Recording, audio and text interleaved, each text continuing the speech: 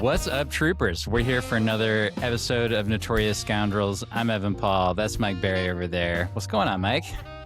You know, it's December. I feel like we're despite Ministrav being like a couple weeks ago, I feel like we're in a little bit of like a chill lull time at the moment. Yeah, it's Legion sleepy time. I don't think that there's any more majors. Somebody's going to correct me. We're going to have our nice correction segment on the next episode because we've already built up a couple of errors. I'm just like sort of putting them in our pocket, but save it for Festivus. Well, we're not going to have room for corrections in Festivus, and also everything that we say in Festivus is going to be right. So there's not going to be anything to correct ourselves about. Looking forward to that. How is that one. different than any other day? Well. We do get things wrong sometimes here, Mike. Maybe you do. Okay, you keep saying that. But anyway, yeah, there's not.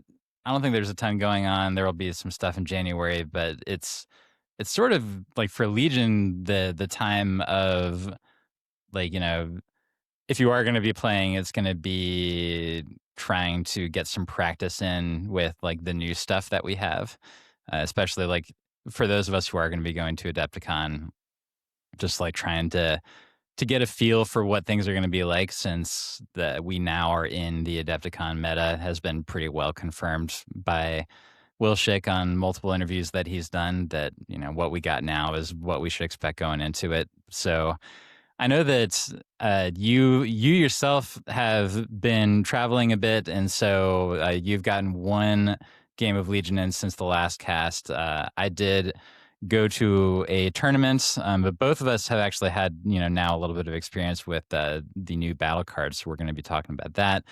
We're going to be covering the other Ministrav stuff that we still haven't gotten to because we just seem to take our time on this podcast. But then we're going to be doing some live response or live reactions to some interesting dialogue that actually came from Gasp, another podcast. And so I'm going to be committing the sin of promoting content made by somebody else, which normally I would never do, but in this situation we're forced into it. And of course we'll take a visit with C3LP, who was so completely off the rails last time that I shudder to think of the things that we're teaching him by not melting him down. You're probably going to want to melt him down after this week. Okay. Is it finally going to be time for the memory wipe that I've been threatening all this Maybe. time? I wasn't nice to him this week per your recommendations, so good. Yeah. Good. We'll see how that worked out. First of all, do want to thank our sponsors. We have Legion Terrain and Game Toppers. So information and links with some promo codes are in the YouTube description. I took the Legion Terrain stuff. Most of it is still in a box, but I took all of it to Portland for this tournament. And rave reviews. So like it's still kind of unbelievable to me that all this stuff is, you know, pre-painted and that it's like very solid. You know, we are a sponsor, but I'm telling you, like it's good stuff. So please do consider checking them out. Otherwise, we do have a couple of shout outs. We have some upgraded members, Cattle Bruiser and Robin Paradis Champagne, and then a random user, Syndicolos. So thank you very much for your support. We're actually going to be releasing to everybody the Patreon only episode that we recorded many moons ago, where we ranked all the Star Wars stuff. Oh, another thing where I was right. No, you and Jay Shalansky certainly had some opinions, and whereas me and Evan Bulleris had to tamp down your extremely problematic opinions about especially a certain episode 5. Mike, just so that everybody knows how much of a villain you are, what is your one sentence on Star Wars episode 5, The Empire Strikes Back? I mean, are you looking for something specific here, or do you just want my take right now? Just give the take, Mike. Tell everybody how wrong you are. Just put it all out there. It's definitely the worst of the original trilogy. I mean, and it's definitely worse than the prequels. Okay. All the prequels, Mike. Yeah, yeah, for sure. See, now I think you're pulling my leg. No, we did not rank it lower than the prequels, I promise. I mean, you guys didn't rank it lower than the prequels. Yeah, But because I wouldn't let you. We did. At least we agreed on Andor, right? Like that's the most important thing. That yeah, I Andor mean, is like pretty much the best thing that's been done this century.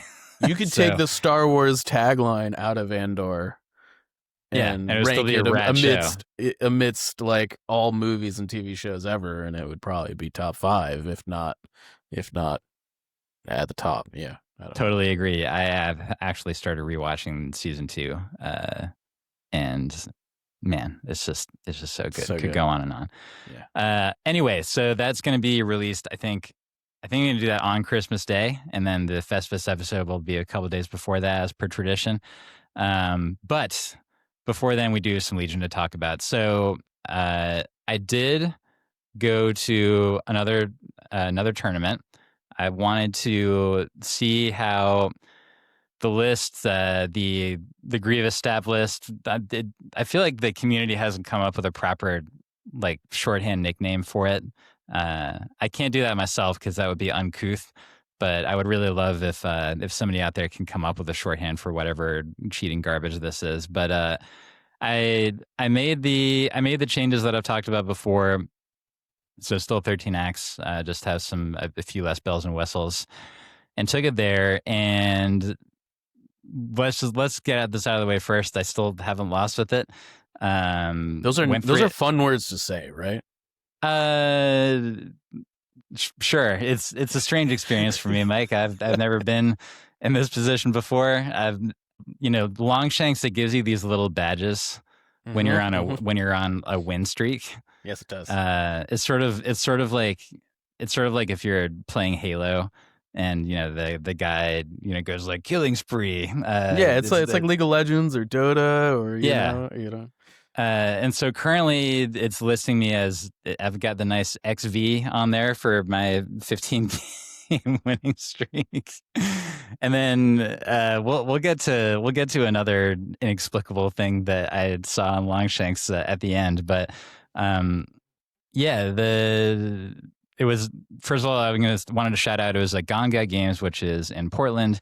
Gongai is a really cool store because it has like a front end that's sort of a traditional game store looking thing, but then that front end is attached to like a row of warehouses. And so it's one of those warehouses, like there's sort of minis chamber. And so it's a game store that has both like a really nice sort of clean and tidy front end with just like board games and card games and stuff like that. But then it also has space to actually play with your stuff, which is not easy to find a place like that. And they have like a bunch of food and drink stuff available. So really, really cool place. They have Legion stuff in stock. They have 2 boxes of Echo Base Mic. Wow. Which, I would still say that if you're a new Rebel player, that it's worth a look. Although, of course, there's like Echo Base is going to come out all over again. So that one in particular, maybe not so much, but they have the stuff, and it's a really great place. I've been there before, and well worth the trip. Portland's only about 2.5 hours away from me if there's no traffic. So went down there. I played 3 games. I played 1 against a Republic list, and then 2 against other CIS lists. One of them was a Wheelbike Grievous with a tank, and also super tax, so like kind of similar to some of the stuff I'm doing. And then another one was a Dooku Magna Snail BX list, so like sort of Dooku and the Variety Squad. Both very good players, and I won those games, Mike, but I will say this. The game against Kyle Burlingame, which was the AAT list, that was the closest game that I've had so far. We literally actually tied on kill points at 540, and he had been like 1 point ahead of me until the very end when basically the fact that I've been able to hang on to a bunch of activations, hanging on for dear life, was able to make it so that I was able to score 3 points to his 1 on Outflank. But a really, really close game. And so we'll get to sort of how the list still feels at the end. But I wanted to take a second here to talk about Outflank, actually, Mike, because you have played this as well in a Tours of Duty game. I wanted to sort of get your opinion on how that objective is now that you've tried it at least once. It's weird, is what it is. It is weird. You know, I think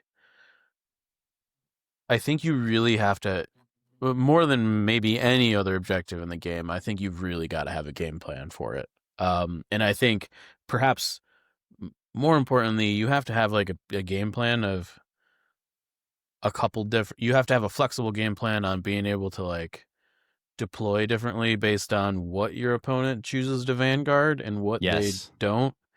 And like, so, you know, in the game that I played, my opponent like vanguarded like a Jedi and 2 super shotgun squads. And I was like, well, I'm just going to ignore the vanguard zone. That's your point. You can have it.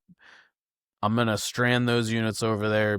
They're like, you know, most of your list, and they will have to just sit on that point and babysit it, right? Because you got to be scoring with your vanguard units. And those units specifically are not very mobile. And so, you know, I think so the units like that they're gonna be on that side for the whole game, basically. Right. They're just stuck over there. He basically, you know, ended up like having to like charge into the middle with those units. Right. You know, for like 3 turns. And it was tough.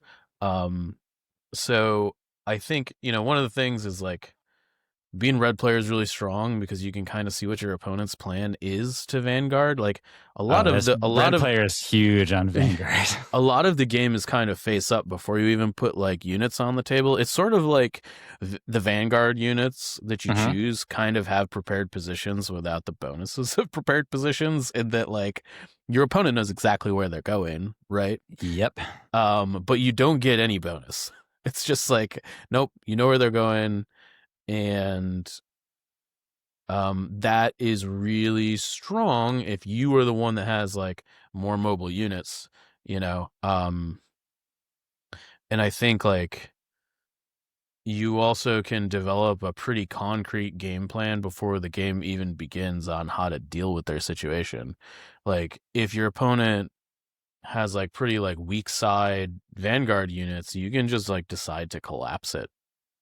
Absolutely. You know, and if they've got I think it's the mobile units I think that are interesting here because they can get into them. They can deploy in the Vanguard unit zone and like be other places.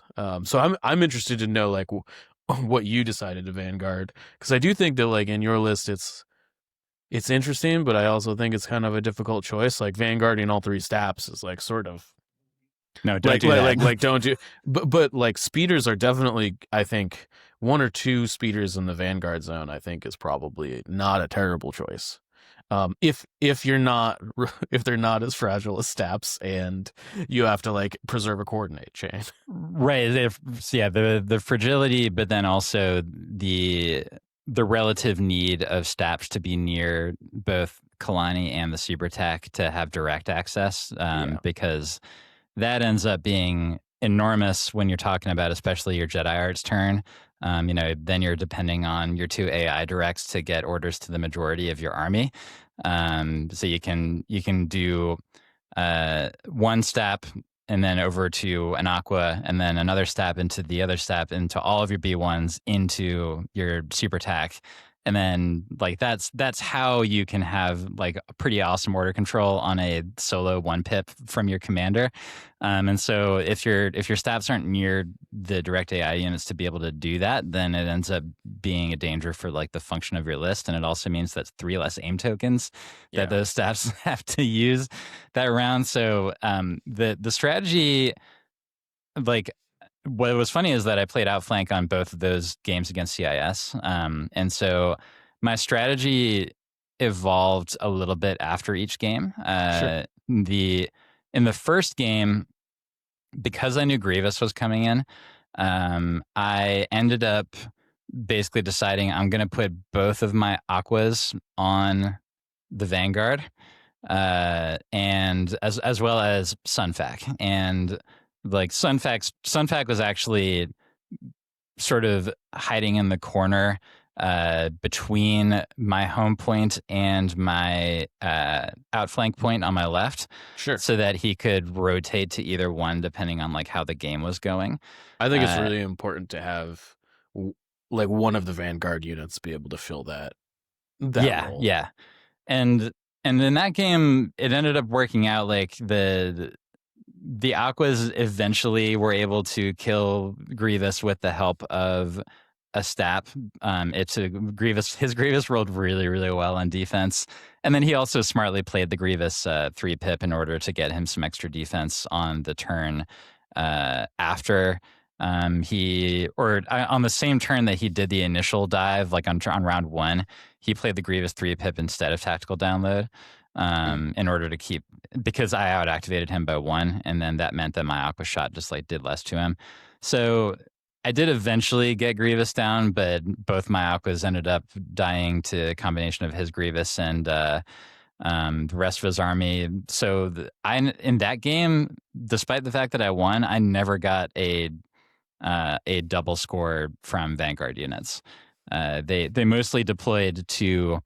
The Aquas were able to get shots off at his infantry before Grievous came in there, so they were like doing some attrition, and then they were a nice distraction, like for his army, like over on the side, and it actually meant that the middle I was able to keep a better presence there. And then meanwhile, like my Grievous was able to completely clean up his flank side of the board Sure. on his own because he only had one Aqua Droid and then some troops.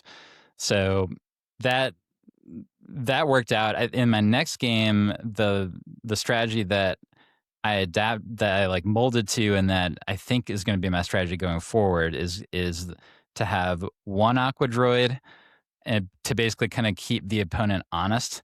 That is deploying on the flank, and then both the Geo and Sunfac deploying basically from the bottom of my Vanguard strip, and hope this can only work if you have like some decent blocking terrain that's sort of in that's sort of in like the mid lower left corner of the map from your perspective, because that way you have 2 units, which is important for the scoring thing, that can rotate either to your home point or to the Vanguard point if they run away from it.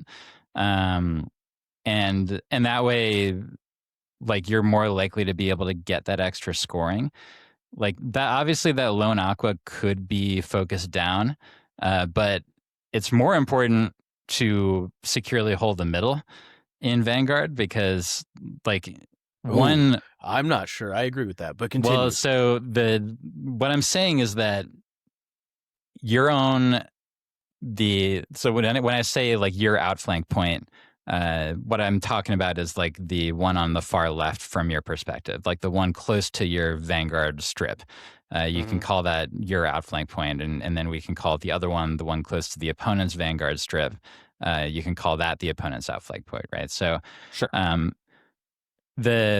To me, because of the fact that you are in that situation running like 2 Geos where they absolutely by the end of round 2 can get to your home middle point in order to score. Like, so if that home middle point is a safe place and your army is dominating that sector of the fight, then you can get the 2 Vanguard points without needing to engage in that risk reward thing about having a fight way over to the side.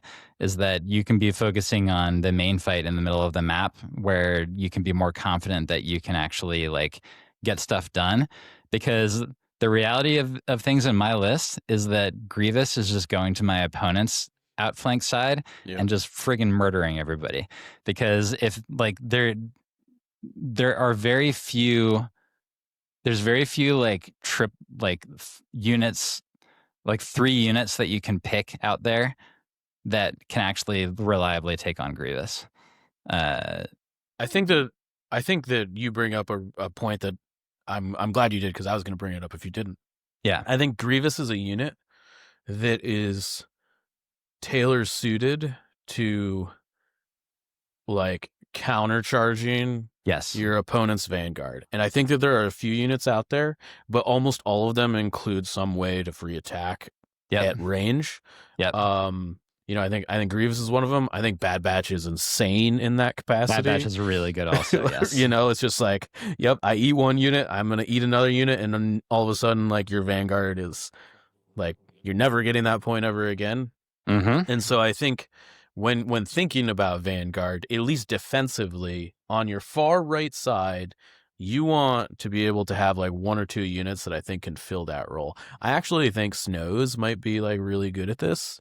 You know, just as like steady goes a long way into absolutely making it so that if your opponent gets like close to that outflank point on turn 1, like to play close enough to score it on turn 2, like you're probably going to be able to shoot them unless they've got like a good LOS block. Yep. Right. And considering that vehicles are going to be, like, when you have them, vehicles are going to be popular for that because, you know, they can't be panicked, and then they can do like they can do bigger moves so that they can move in from a little bit farther away because they're always faster than troops are, pretty much. If those are ion snowtroopers, then it makes it pretty nice, and you can create situations where your opponent would have to choose between being on the point and attacking if they get ionized. So yeah, I think they would be really nice for that. I think the question would be is that if you're running an Empire list that had ion snows in it, then what would you be putting on your, like, what are the Imperial units that would actually be good for your own outflank side, like your left side? I think like do-bags with RTCs is not terrible. Yeah, you know, they can. Fair. You know, if your opponent ignores your Vanguard zone, you can at least shoot to the middle with them while still capping that outflank point. Yeah, you know, I think that that's okay. I think just as Empire generally, this is an objective you probably want to avoid. I suspect. You know, I think as we continue to see these new battle cards, I think it will be interesting. But I definitely was kind of expecting them to be maybe more a little gunline friendly than the ones that we have seen so far, and this definitely is not that. This is mobility friendly more than anything. There is definitely like a fight in the middle, but this is an objective where you can lose the main fight and still win the game pretty easily. Yeah, I'd say that's accurate. I'll say that, you know, for my list, because I have, you know, I do have three B1s and then my 2 super attacks that are gonna be like in the middle no matter what, and that usually means that you, like, that's generally where my STAPS have been. Of course, they can rotate to where they need to be, but I found that, like, if I was able to win that fight in the middle, and then Grievous is just like handling things solo on the opponent's outflank side, and then you sort of have like a distraction aqua droid on the other side that aqua droids are still a unit that you, for most of the time, you need to devote like 2 units if you actually want to be able to take care of it. And, you know, unless it's like going one-on-one with even if it's going one-on-one with the tank, like most tanks in the game are going to take forever to kill an aqua droid, just because there's just like not enough dice. And so, luckily, it sounds like they're all getting cheaper in the future. Yeah. I will say that in the game against Kyle, the AAT, as one might expect, was pretty monstrous against STAPS. Like, they were just dropping like flies. Their worthless dodges were not helping them at all. And he did good. Yeah. I mean, so, you know, that, like I said, it was a really close game, and it came down to it. So, I did also play on the 3rd game against Ryan, who was also a CIS player. This was the Dooku player. Played Supply Drop. Mm-hmm. So I put supply run in my deck because for hashtag the content, Mike. I did it for the people. Yeah. Even though I knew that this was not actually an objective that I would normally want to have in my deck at all. And basically, I confirmed that because I was in that game, which was also Outflank. I was after a long battle against a single snail droid, which was completely insane.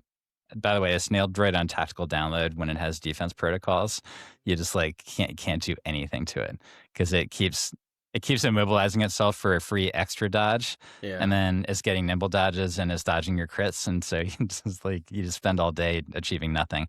But when I eventually killed everybody on that side, and then he dropped the supply that he had put there, I realized that, oh, I don't have any troopers near this thing. So it's just going to sit there worthlessly for the rest of the game. So yeah, like that one is not going to be in my deck. Like I've tried it, I've experienced it. It's going right out so that I can put surface scan back in. To Yeah. Go ahead. I don't know. It's kind of boring. It might be the most boring secondary we've got, I think. It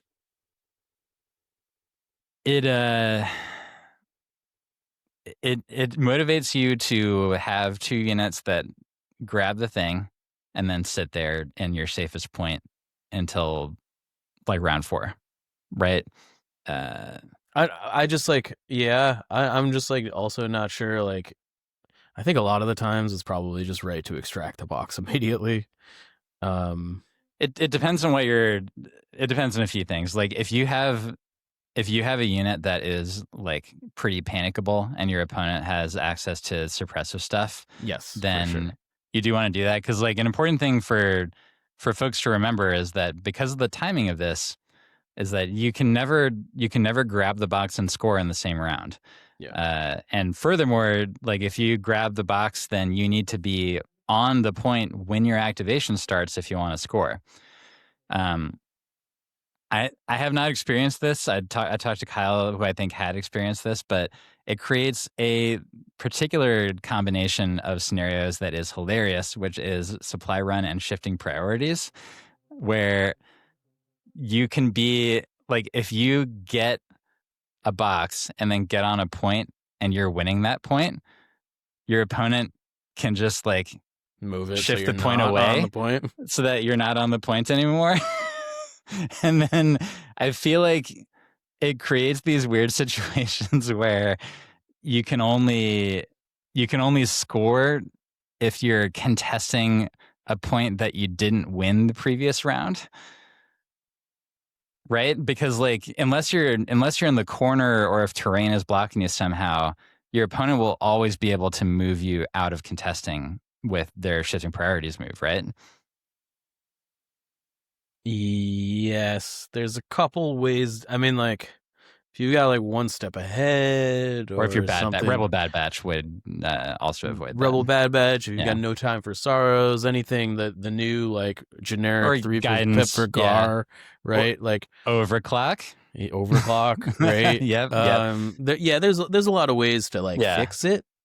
I don't think they'll be like extraordinarily common, Right. Most lists don't have any of that stuff. Yeah, I mean, like I think the good lists will. Yeah, you're probably right about but not especially not because of that interaction though. I think they'll just have it sort of by incidental of free moves are good. Turns out, yeah, I don't know. I guess this just like didn't feel super interactive to me in my game. I don't know. I've only played it once, but yeah, same the here. whole like pick up the box and don't move thing just feels like it's kind of free, I guess is how I feel about it. It's like I moved to the thing, yes it cost me an action, but like what the whoop, you know? I don't know. It's just like I'm going there anyways because I've got to contest the POI. It's not even like I'm like going someplace different, you know? It's like my units are still going to the place that they were going already. Yeah, I don't know. Yeah, I do feel like personally, I think that supply run motivates you to put both of your boxes basically range 1 away from each other in the center of the board at exactly range 2 away from your deployment zone, and that there's not a ton of scenarios where you don't do that. Like terrain obviously changes things to a certain extent. Kinda. I mean, the fact that you can pick up these at like half range makes a lot of that sort of thing not matter as much anymore. Yeah, You know, you kind of just like, yeah, I pick it up. I don't because know. like functionally you can pick these up from the edge of your territory, right? Because they're range 2 up, the edge of your territory is going to be range 1.5 up. Right. And so I guess you need to technically be like a slight lip over in order to be able to do that. But range 2 away from your side of the field is usually, at least at the start of round 2, not going to be a super hot zone in terms of your opponent having like a bunch of minis getting up in your grill. Obviously that can happen sometimes, but in that game, like I rolled up with 2 B1 units. I had set the boxes in a way that they could grab them from behind cover, from behind LOS blocking, and then they just like did double move, and then the next turn they did grab move, and then this B1 sat there until around 4 and scored. And so, you know, that I part of the game was not very dynamic. It was Outflank that was making that game dynamic. Yeah, I think I just wish that there was an additional line of text on the setup of this card that said you can't put a supply cache within 1 of a POI. Yeah, I think that would have made the placement a little bit more interesting. Because you think of in the olden days, they're like recover the supplies. Usually, the placement of that was not particularly interesting either. No, the interesting thing was that you had to extract the boxes. Right, and the other Right. the other interesting thing was the center box. Yes. Is that created some fun interactions, but there was a different objective that was usually more boring, but that where the placement of the objective tokens was actually pretty interesting, which was sabotage the moisture evaporators, because in that one they had to be range 2 away from each other, Yeah. and also range 1 away from the edge of the map, from the deployment zone, at least I think is how it was. And then and so that meant that there were some maps where like you had to get kind of clever with your evaporator placement if you wanted to have even a chance at winning the game. Yeah. Sometimes it was long march and then it was really boring, but like right. Like, you know, there's some like hemmed in moisture evaporators games that I can still remember because of how crazy they were. And so if there were more restrictions with supply run, I think that it would make it more interesting. But such as it is, I feel like you kind of put them in the safe place and then you grab them and you hold on for dear life. Yeah. Yeah. Yeah. I don't know. I mean, like, it's fine. I just it didn't feel particularly interesting. At the end of the day, the most interesting thing about it is the fact that it is a trooper only objective, right? Like it is trooper only, and it's like, I think the most interesting to me is that it is a secondary that I think Empire might want to run for a few different reasons. The main one being it slows the game down. Yeah, that's true. In that, like, yes, you can like technically still score 4 VPs off this card, which is like, I think like kind of the average of like where secondaries come in at. Right. But you can't score 4 VPs very fast off this card. No. You know, that's like, true. So in that way, it is kind of gunline friendly a little bit. Yeah, I definitely think that, I mean, like, at the end of the day, if you're running a ton of vehicles, like, you definitely don't want this. But, you know, I definitely think, you know, you also want like high courage units, right? So like Darth Vader is gonna love supply run, probably. Yep. Yeah, I don't know. Friggin' Cassian. Like Rebel Trooper Cassian would be good with supply run. With Cassian upgrade. Oh, sure, I should say, since he gets the nil courage after he flips. pretty nice to Yeah. have. Anything with infinite courage, you're like, yeah, sounds good, right? Yeah. But also, I think that this this will reward you for being aggressive, probably. Like, if you've got a way to like definitely threaten your opponent's supply run, I would think about playing this. But if you're kind of more defensive, I'm not. I think that this card is like less for you. See, that's the thing, is that if on that last round, if we weren't playing Outflank, then Grievous would have had a more fun job than just like taking out the opponent's flank side. Is that his job would be to make sure that supply run never gets scored ever. Yeah. And he would be pretty good at that, actually. But I don't know. I think it's still too much of a risk to be in that situation where late game you're able to force a drop of an objective because of a panic. Like, yeah, I forced that drop from Ryan because I panicked his B2 because Dooku was way over on the other side and us got force suppression on it. Yeah. And then I wasn't able to do anything about it despite the availability of overclock. Like, the rest of my troopers were still just too far away. So, yeah. I will say that guidance is super strong here. Oh, yeah. You can like, yeah, we hadn't mentioned that yet. Guidance a unit before its activation that turn, and then just immediately score it. Yeah. To pick up the box, because it's not a free action claim. It's a straight action, so you can guidance it.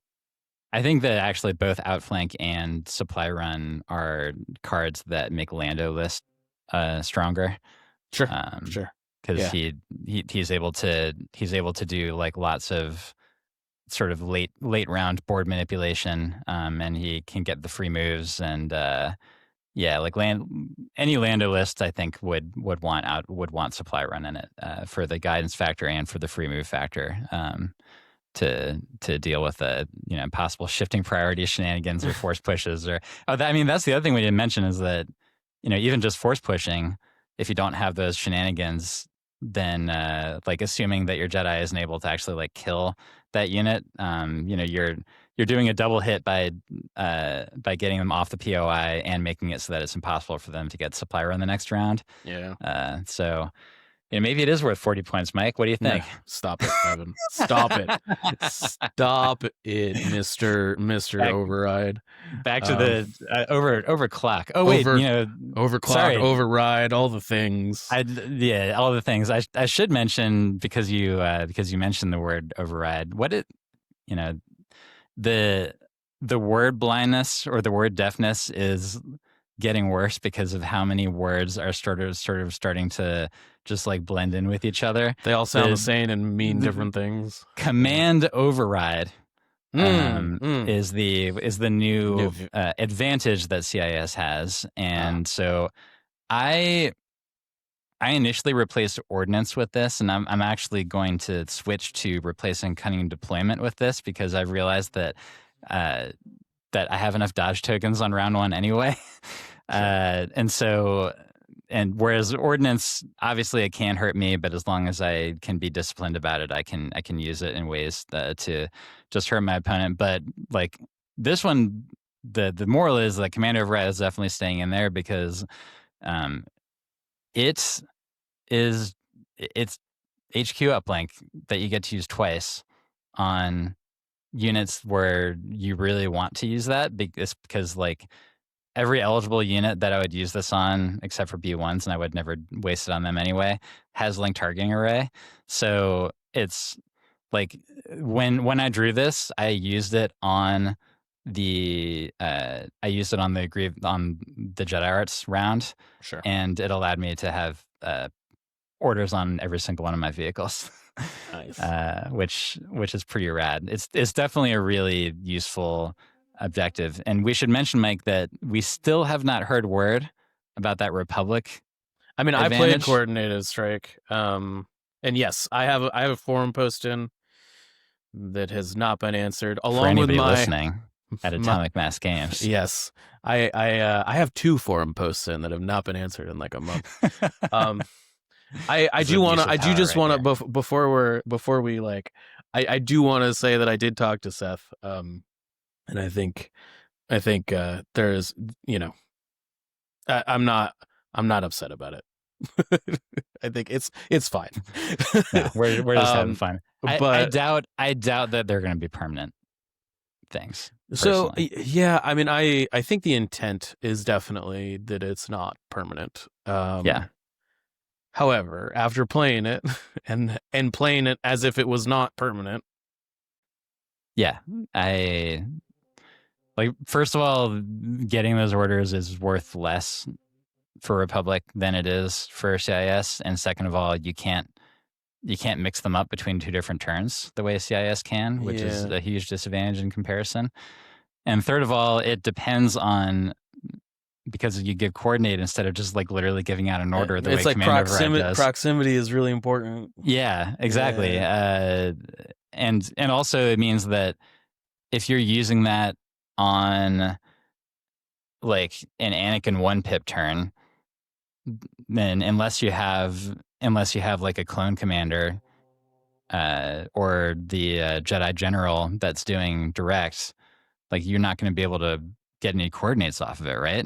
No, it's just an allied Republic unit that gains the keywords, so you can give Anakin coordinate. You could, but isn't Anakin kind of off on his own?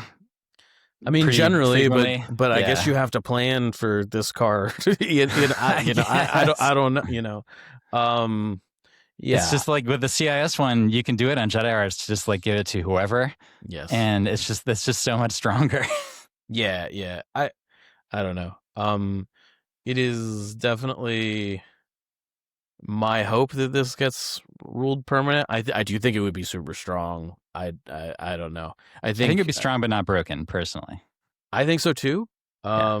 I think that it definitely might have the potential to be like an auto ban in some lists. Like I think some lists, like knowing that they could have it, could be like really, really good. Yeah. But your opponent still gets a chance to ban it. And I think, I don't know. I'm having a hard time seeing it better than Intel in most situations. Anyways, I don't know. Yeah, I don't know. I played it. It was fine-ish. I don't know. Orders in Republic don't do what they used to do, so it's kind of like RIP aggressive tactics. I've got an extra order, I guess, but we don't really have like a ton of LTAs or targets running around, in the way that we used to. So sounds tough. Not in the way that your list does, at least. So apparently, did you know that Longshanks has these like faction only rankings? Yeah, of course. How did this happen? Why am I number 2 right now? I mean, we know the answer is because of cheating. I shouldn't be here, right? You just like you seem to have imposter syndrome, because it's not imposter syndrome, because this is like, you can have imposter syndrome when you're talking about something important in life, but this is like Star Wars toys. I guess. So I feel like when you came on the podcast originally, you were like, man, I don't think I'm a content creator. I don't do that sort of thing. And now that's you're just like, because I didn't like the term. Now you're like, I'm winning, and I don't think I should be here. And the next thing we're gonna hear is like, I did some doctoring, and I don't think I'm a doctor. Well, no, you're not gonna hear that one. It would be problematic if I had imposter syndrome about my day job, but yeah. I still think that the list is kind of a mess. Legion is much more resistant to so-called net decking than a lot of other games out there. And I don't know why. Like there could be a billion different reasons, but it's not actually I can answer that question. Oh, go ahead. That I know the answer to. I mean, like specifically when we're talking about like Legion versus like 40K or Warhammer or a lot of the other big war games, right? Legion has a tremendously more interaction that allows for player agency between steps of the game. Like, you look at like Warhammer, and the reason, or Magic, or like a lot of these games involve sequences of things that your opponent can't interrupt ever. Yeah, that makes right? sense. Whereas Legion, like, it's like chess. Like you always have a move. I mean, unless it's like super late in the game and you're screwed because you screwed up the rest of the game, right? Yeah. But like, you know, or your opponent's just so good that they just like locked you down. But like you always have a counter move to your opponent's move. There's almost never a situation where you get to do 4 things in a row without your opponent at least having the chance to say, I would like you to have a harder time doing the thing that you're trying to do right now. That's a really good point. And then there's also just the fact that there are so many unit and upgrade options and so many varying preferences that it's just like the stars have to align pretty well for somebody to even want to like run a list that might be just taken directly from somebody else. And this is me speaking as somebody who literally net decked Kyle on my way to LVO a couple years ago when I just like played his Blizzard Force, like literally. Yeah. And I don't, it's not like I do that often. And these days I think it would be boring for me to do that, considering the fact that like we're hosting a show where people want to hear about like new stuff. But I don't know. So like what I'm trying to say is that I have seen a couple other people playing this list. Specifically, there was a Polish team tournament that was pretty big. You know, like every tournament they do over in Poland is pretty big. But this one was, I think, 13 teams, so a total of 52 players with 4 players per team. And the top team had a player named Alexander Wartinsky, who played. I'm definitely not saying that he played "quote unquote" my list, because he was actually playing a variant of Henning W's list, who was the German player that came up with like my list idea at the same time that I did, and ran and won a big event in Germany over there on the same week that I won the BCGT.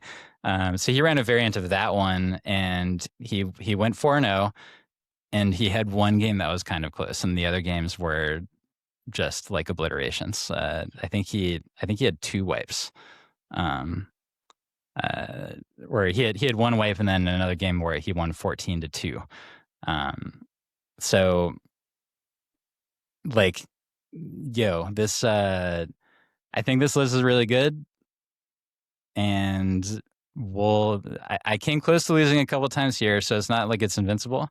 But I will say that I made some pretty big mistakes in those games. But I think that the list like carried me past those mistakes. And so I guess like this means I have to keep playing it, right, Mike? Yeah, I mean, in my opinion, you got to play until you lose at least once. Yeah, I got to see where this win streak ends on Longshanks. Can I get to double X? It's not that hard. I don't know. There's been some hard parts so far, but what's the biggest win streak that you were on, Mike? You were like 30 or something? No, I think it was over 50. 50. Sheesh. So I'm not gonna get there, because like I'm not gonna get to 50 games before Adepticon, and I'm sure that I'm going to find a way to lose there. So the odds that you get through Adepticon without losing are just so extraordinarily low. Yeah, you have to be a real Isaiah Wallace to win all your games at Adepticon. Turns out only one person gets to do that. Yeah, so. Go figure. If I will say that, so Isaiah brought 212. He was there at this tournament. Izzy was also there. Joe Lemolder, who I should say, Joe won the tournament on strength of schedule. Curse you, Joe. And then Andrew Snow won, also got 3-0. So there were 3 3-0s. They were both Yoda lists, just sort of like Yoda good stuff, which is still good. Yoda okay stuff, which I still strongly stand behind, is like untested against a lot of the new stuff. And that is not Mike speaking ill of your list, gentlemen. That is Mike being morose about the state of units in the Galactic Republic in general. No, Joe always plays great lists. Joe has given me a lot of ideas throughout the years. Joe's great. It's good to see him back with Yoda, because I think he was after the Relentless change, he was off the train for a little while. I'm sure he was. He loved that.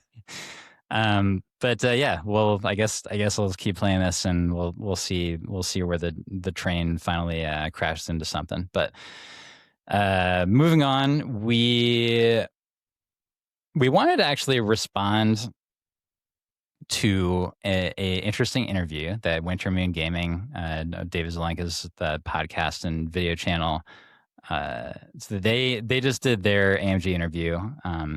They got Andrew Dursum and Will Schick. So a little bit less chaotic than the double will situation that we ran into. Andrew Dursum's he's a cool, chill guy. But there's an interesting question that was asked toward the end. That I think that the question was basically asking of the devs, and so specifically Andrew Dursum, because he's like the lead core developer of Legion, is that I think he's like the best person to ask of this, whereas the Wills are in a little bit more of a managerial spot. They asked him what he thought was the community sort of underrated in terms of competitive units, and then also what the community overrated. So we'll start with the overrated question first, because I think that there's like a little bit less meat in the bone there. Yeah. He was saying the activation count is being a little bit too highly rated by the community. So I'm curious, like right off the bat, what is your thought about that? Because I'm not sure where the community even is on activation count right now. Yeah, I felt like that was kind of a push question, or push answer. In that, like, I'm not sure where the game is on that, so like I'm not sure. I'm not sure the community has like a consensus. There was one a few months ago, right? Like we were looking at like the Mowgli list and going like, are these lists that have 1 billion activations just going to like take up too much time and just flood the board? Yeah, and then that didn't become a thing. Well, and they've also started pushing the aggressiveness of the points cuts on super squads and stuff, and Yes, to a place where you can do these things without sacrificing everything. Like I think before it was like, oh, but I feel like that more answers the other the other question more than this one. I guess I don't know. I think that I think it remains to be seen, because I think if we get more objectives like Outflank, activation count is gonna matter, because Yes. I'm not sure that a 6 activation list can even think about playing that objective. Oh ever. God, that would be. I'd be curious to hear what Ali thinks about that. But you know, my first blush at that is that would be horrifying. I mean, it is optional to put things like it is you up don't to have 3, to do it. but then like only having like 2 units to activate the double scoring clause seems sus. But then you're also deploying half your army in the Vanguard zone, right? So I don't know. I just maybe there's play there, maybe there's not. Yeah, I don't know. But obviously 6 is an extreme. I think we've seen 9 act Remnant do well, even though I mean it's really 11. Yeah. I think if you're sitting in the 10 to 12 zone, I mean, this has always been true to some extent, particularly in New Legion. Like, if you're sitting between 10 and 12, you're probably okay, right? Yeah, I think there are certain lists like mine where activation count actually becomes extra important, because like the reason why I want to hang out at 13 is because 12 is sort of the upper limit of the mean in terms of like average activation count. And so being at 13, like when you're at 13 against a 12, it's money in the bank, because there's no pass tokens that are sort of like dragging you closer together, and that it means that you can play the 3 pip and still guarantee that Grievous is going to go last. Yeah. But most lists don't have like an important round 1 center point deployment that they really need to worry about like that. And so I agree with you that if you're in the 10 to 12 zone, you really probably are fine. I also think I do think the high activation thing to some degree, and I don't know how much of this is the causational here, is that I think force push is kind of bad now. From like from an expense, like you can't put a lot of force users on the, like you don't see a ton of force users in the way that you used to. Correct. Activation count, like that's one of the units where activation count matters so much more than any other unit type in the game. Yes. And because they've kind of priced force push into a situation where it's more rare, if we don't want to use the term bad, I think that's a large portion of it too, at least in my mind. We should specify for those who may not be following fully is that the reason you're saying that is because when a Jedi is moving into a fight, you typically want them to be doing that as late as is humanly possible in order to know usually like what sort of a melee situation they want to end up in, and possibly usually doing a charge at the end of that, but then also to be able to use force push on the exact unit that you want to make the board state the thing that is to your advantage. Like that's what you're referring to, right? Yeah, and I think I think a lot of people get caught up in the it only matters on the turn you enter, and that's like the most not true statement ever. It's like it matters almost sometimes even much more once you're already in there, being able to go last every turn with your Jedi. Like that is just so insanely, like that is the value of that unit often. Like a lot of people are like, no, you just go first and cut people up, and that's like generally a way to lose the game. Yeah, usually not. Yeah. But if that's one reason to pump up your activation count is so that you get to go last, right? Right. And I think that we're just not seeing people take force push specifically, not to the degree that we did before. I mean, the more lists out there that heavily feature vehicles, where like Jedi are often rough against vehicles anyway, just from a fighting perspective, and that you can't use them to hide. But then when you have a 40-point upgrade that is like literally worthless to you, things start getting kind of rough.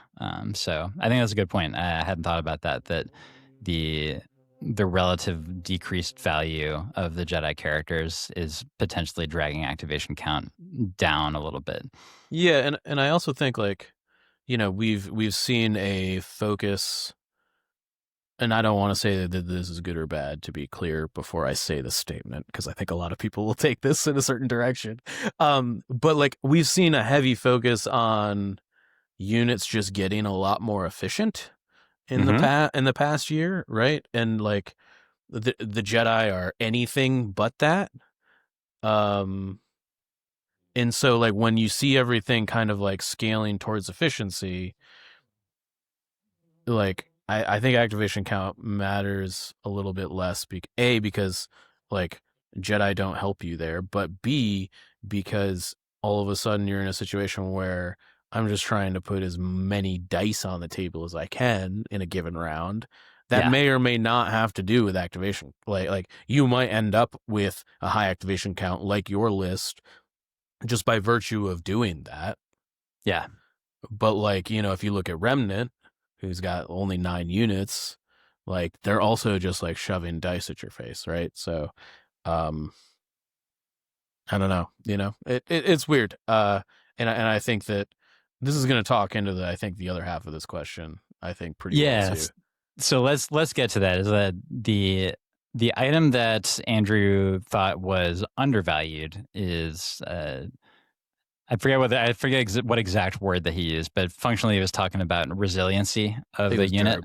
Durability, right? So, and he mentioned super squads in particular, with regards to the fact that you take something like a stormtrooper super squad, is one way or another, if you want to actually like kill that squad, then you need to be getting past usually both cover and the 9 red saves. That would mean that even without cover, on average, you need to put 18. If it's even just a regular naked stormtrooper squad, or usually that have a heavy. So if you had 10 models, then you would on average need to get 10 hits on that unit, not taking cover into account, in order to destroy it, again, on average. And so getting 20 hits on a unit is something that takes an investment. And like if you don't get rid of the unit, and if it's not panicked, which is like a big but in that situation, then it continues to be able to carry secondaries. It continues to be able to score on POIs, and that like the fact that the unit exists is a strength in and of itself. And so Andrew thinks that is being undervalued. So Mike, I have an opinion on this, but I want to hear yours first. What do you think about that assessment about relative value? I think you should go first because I think mine is going to be long-winded. Okay, cool.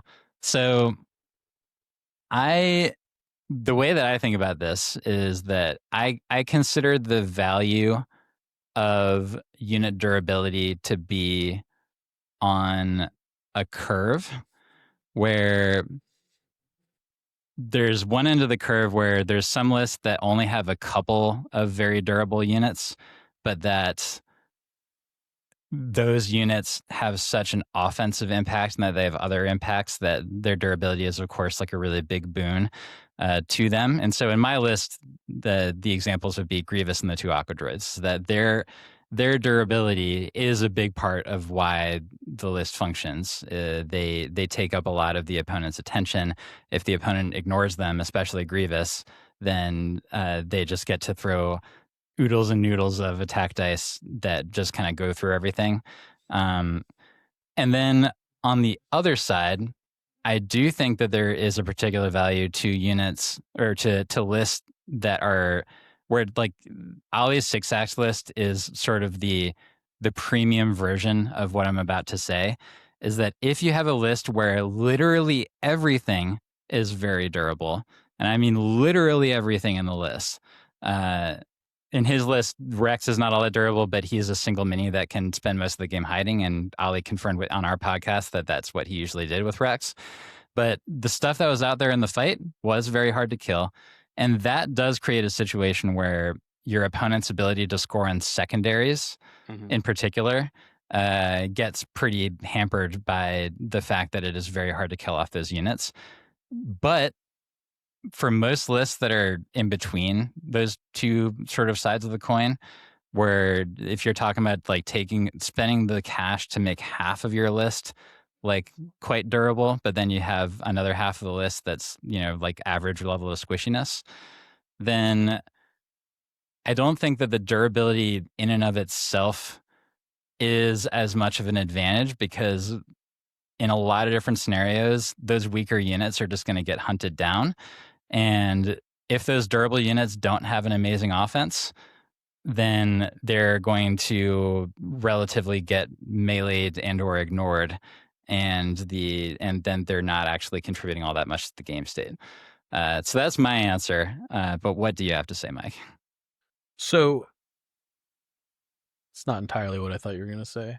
So I'm re-upping my consideration here. So I think there's a couple things I want to say here. First is I think I agree with them generally. I think that durability, specifically, I actually want to talk a lot about stormtroopers today, because I think that I agree, and I also think that it puts a really great perspective on why there is a really strong, I don't want to say imbalance, but just like weird analysis of like what units should cost. And so like, okay. so I see where you're going now. Yeah. So let's take a stormtrooper squad real quick here. Yeah. Right. And let's, a stormtrooper squad with just the super is 82 points, right? Right. We're looking at 9 models. We're looking at 18 effective health, not including defensive tech or anything like that. They're stormtroopers. We don't need to like consider like them having dodge tokens or anything like that. I remember the last time I saw a stormtrooper with a dodge token ever. Right. Sometimes they have one with exemplar or something. Sure. Whatever. But that unit, when it shoots, throws the equivalent of 27 over 8, which is to say it's like roughly 3.5 hits. Yeah. I think when it fires, right? So that's 82 points for 18 effective health. That's like, I wanted to make a comparison against a unit that's gotten tweaked a little bit lately. And that is the Imperial Death Troopers. Okay. So this is, we're in a special forces slot, so more limited. I wanted to compare them against the more offensive version of the Death Troopers, and that's the DLT 19D, which is also the one you can take duplicates of, right? Yes. So the Death Troopers are 94 points. They have 5 dudes, right? Their effective health is 15. Yeah. Obviously, we're not including Pierce in these situations. The effective health of the Death Troopers is a lot lower against anything that has Pierce than 15, right? Like, but the perennial favorite target of Jedi everywhere is Death Troopers. Right. Yes. Yeah. So right out the gate, we're like, okay, baseline, a Stormtrooper Super Squad at 82 is 12 points cheaper than the Death Troopers, and it is 3 effective health more than them. Right. There's a couple things we need to consider here. Is the Death Troopers like offensive output like significantly more than the Stormtroopers?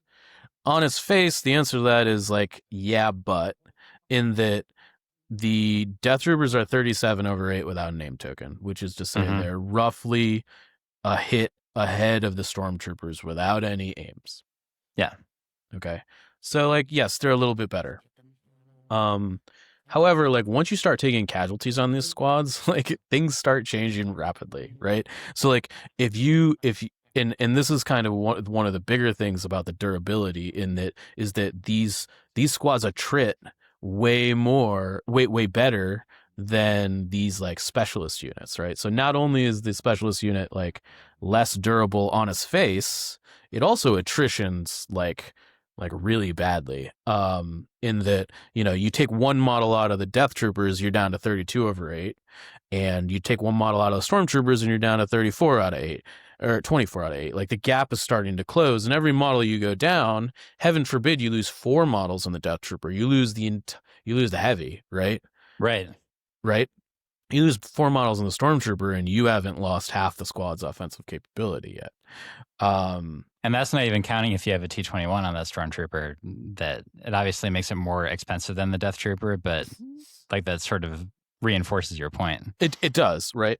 And so I think that the reason that I bring this up is, and I know that I have been, and I'm using Empire very importantly and specifically here because I think a lot of people hear me crying about this in Republic, and like in that like Republic like ARC Troopers like terribly. Yes. No, and like I think this is an across the board issue. I just think it's like extenuated in Republic generally. Like I think you could draw the same conclusion between the Rebel Troopers and Commandos, like, right? You're looking at a Rebel Trooper unit with a Super Squad, which is 9 dudes for 80 points. And how much is a Commando with a Sniper? It's 83. It's 3 points more, right? For a unit that actually hits offensive, it doesn't even gain offensive value over the Rebel Trooper with a Super Squad. It's actually worse. Not only its durability is worse, and its offense is worse, and it costs more, right? And so hence why Rebel Commandos are still never going to be seen until something big happens to them. 100%. Yeah. But like, I think, you know, to his point, is durability slept on a bit? Like, yeah, I think so.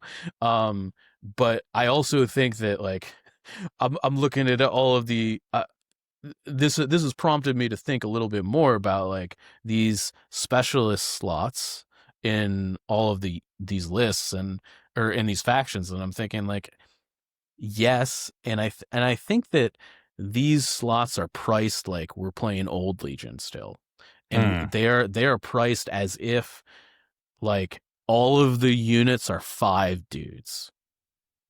And that's just not true anymore, right? Like when the maximum amount of dudes was like 5 or 6 that you could put in a squad, it was worth paying an extra 10 to 20 points to get additional offensive output. That's just not true anymore on like several hits. And I think like basically everything in the and the more I thought about this, the more I'm like, well, this is why Empire is actually suffering a lot, is because Empire is just paying like 30 points more for souped up 5-man squads, right? Like everything in the Imperial Special Forces slot is basically just a souped up Stormtrooper with DLT. I understand that that's like really boiling it down to like getting a lot of the nuance out of there, but none of the nuance counts for the fact that like, you know, or covers the ground that getting from 62 points from your Stormtrooper with a DLT to, you know, 80 or what was the 94 to the Death Trooper with the DLT. Like nothing makes up that 32 points that is like, oh man, you're more durable, sort of. You know, you do more offense, sort of, right? It's still the function it fills in your list is still, I'm a 5-man unit that moves and shoots. You know, yeah, and so like I think that you are saying that that resilience is undervalued, but you're also maybe saying that the point costs don't reflect the value of durability when you're comparing unit to unit. Yes, I guess what I'm saying is that like, yes, I agree, and I also think that if that thesis is true, which I think it is, and I actually think it is to a degree where people are just like if you were gonna put a Rebel Commando unit in your list, and I see some people doing that, right? Like I see people putting Rebel Commandos with snipers into lists. I don't think they should do that, but they should probably just like, if you're gonna do that, you could have just taken a Rebel Super Squad and probably been way better off. And like I think so. And so I think that I would love to see this idea of durability turn into like how we change our thinking on these specialist slots, because in my mind the special forces slot was always like, I'm getting something special, but like I also should get it cheaper than if it was in the core slot.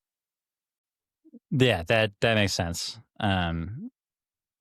So right, like the idea would be that it would have some kind of an ability that separates it from core, and so like an example of that would be that, you know, like theoretically the infiltrate and tactical, or like the infiltrate and marksman on something like ISF, like could be something that sets it apart, because, you know, no other core minus getting the Black Ops advantage would be able to do that, and so like its ability to do that does set it apart from other core, but it's actually it doesn't feel like it's costed in a way that motivates you to really consider it all that strongly.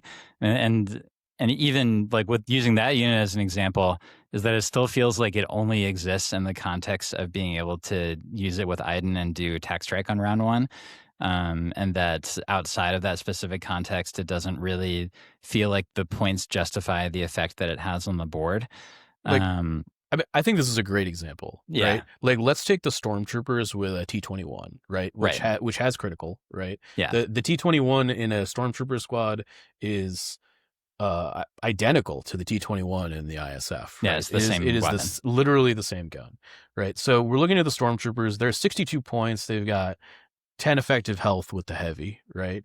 They're throwing 8 white dice, critical 2, right? Whereas the Imperial Special Forces is 24 points more, which is... Wait, sorry, how much is the Stormtrooper Super with the T-21? Sorry, this is a regular Stormtrooper with the regular T-21. Stormtrooper with T-20. Got it. It's 62. 62, right? Okay. And I'm comparing these 5-man to 5-man, right? Yeah, that makes sense. Right? And so the Imperial Special Forces is 86, so it's 24 more points. Right. You get Infiltrate, which, not nothing. You get Marksman, which it needs support in order to turn that keyword on. Correct. Right? It's got Reliable 1, which is not nothing, but both of these units surge offensively, so this is really just like 1 save on defense a turn. Right. And then it's got 4 black dice in the base unit instead of 4 white, which is roughly adding half a hit to each offensive roll as long as all your guys are alive, roughly. Yeah. It's not a huge offensive boost. Right. So you're paying 24 points to basically give a stormtrooper unit infiltrate and to save an extra guy once a turn when it gets shot. And when you put it that way, it doesn't sound like it's worth it. Yeah, but I mean, I think a lot of this is like that's what the special forces are for Empire, right? It's like, okay, if it's DTs, like you get red surgeon saves and you get some range 4, but it's, you know, it's an extra 8 points over what we just talked about, right? So it's 32 points more than the T-21 squad. You know, you talk about you know, scout troopers are a little different because they actually like kind of like fit on the curve, right? They're like the same price as they're pretty cheap, right? Like, so that's and what do you know? We see people take scout troopers, right? Yeah, I think this is really interesting. Actually, is that we're basically kind of talking about how the entire special forces slot has multiple units that exist in the various factions that feel like they are like very inappropriately costing more than their core counterparts. And I would like to even go farther than that and say any trooper unit that is 4 to 5 models that follow the I get like 4 dudes plus a heavy kind of blueprint, you know, whether that's BX commandos or, you know, rebel commandos or arcs are, I will give you like a little bit outside the picture. Charge is like pretty big. Like they're probably the most unique of those, but like range troopers are a support, and I think they fit into this conversation, right? Yeah. Like, and I think to some extent like Republic commandos do too, but I do think the Republic ones like are probably the most outside of the extreme because they do radically different things. Yeah. In contrast to like a lot of the older Rebel and Imperial versions, which are just like 4 dudes and a heavy most of the time.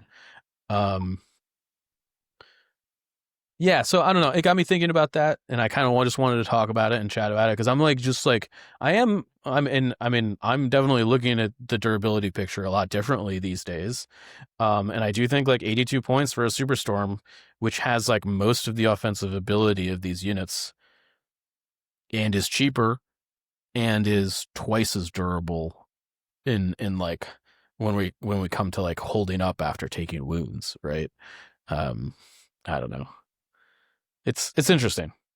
Yeah, I think that's a really good point, and yeah, it speaks to why it does seem like there are multiple special forces units that just aren't seeing very significant play because there are just like better options to spend the points on. Like the Empire is maybe the biggest offender, but you know I heard from pretty much every 212 player, but I think there were 3 or 4 212 players at this Portland tournament, and that includes the world champion. And everybody was just going like, it's such a drag that this list is basically motivating me to, or it's sort of forcing my hand in terms of playing ARFs if I want to like do cool stuff with the list. Sure. Because like in that list, like 212 is actually another good example of this because it's a list that ARF is your only special forces choice, and including that will actually make your vehicles better because it gives them the Scout 1. Mm-hmm. But then when you're doing that point-to-point comparison between them and either of the 2 clone core super squads, is that the efficiency question is just like nuts. It's like in terms of the difference between those 2 things. Yeah, ARFs are just like, I mean, it would be one thing if the ARF was like, you know, and I think one of the reasons that commandos and arcs have survived the 2.6 transition to this point is because they are so radically different. ARFs are not. No, they're a sit and shoot unit. Yeah, they're a body, they're a gun. They don't do anything special. They don't, you know, I mean, not to say that like the unit couldn't be good because it could, you know. When it's appropriately costed, it could be good. Yeah, you know, and it still could serve a function, but like, you know, yeah. So that's a long-winded way of saying I think Andrew Dersham is very right about the durability thing, and I think that as a community we haven't evolved into thinking about this correctly. And I also think that like as a game, we haven't gotten to a point where points values on units that aren't durable actually represent what they should cost. Yeah, I think that's very fair. And yeah, like I guess subconsciously I have been doing the calculation that you talk about, which is the reason why there was never any question about putting any special forces units in my CIS list. Sure. But I think like the thing that I was thinking of was more along the lines of, in my list I could pile my two B1s, like two of my B1s together to make a super B1, but that there still wouldn't be like a great gameplay reason to do that. But like if you're comparing the cost of a super core versus a special forces, then I think that the math like becomes very, very different. It's like, oh, I can have like 11 dudes, or I can have, I think you're saving like 20 points on the 11 dudes by like 20 over the BX with a sniper, right? I would have to look. I don't know the math off the top of my head, but I think it's like 74 total with those two units, or maybe like 76.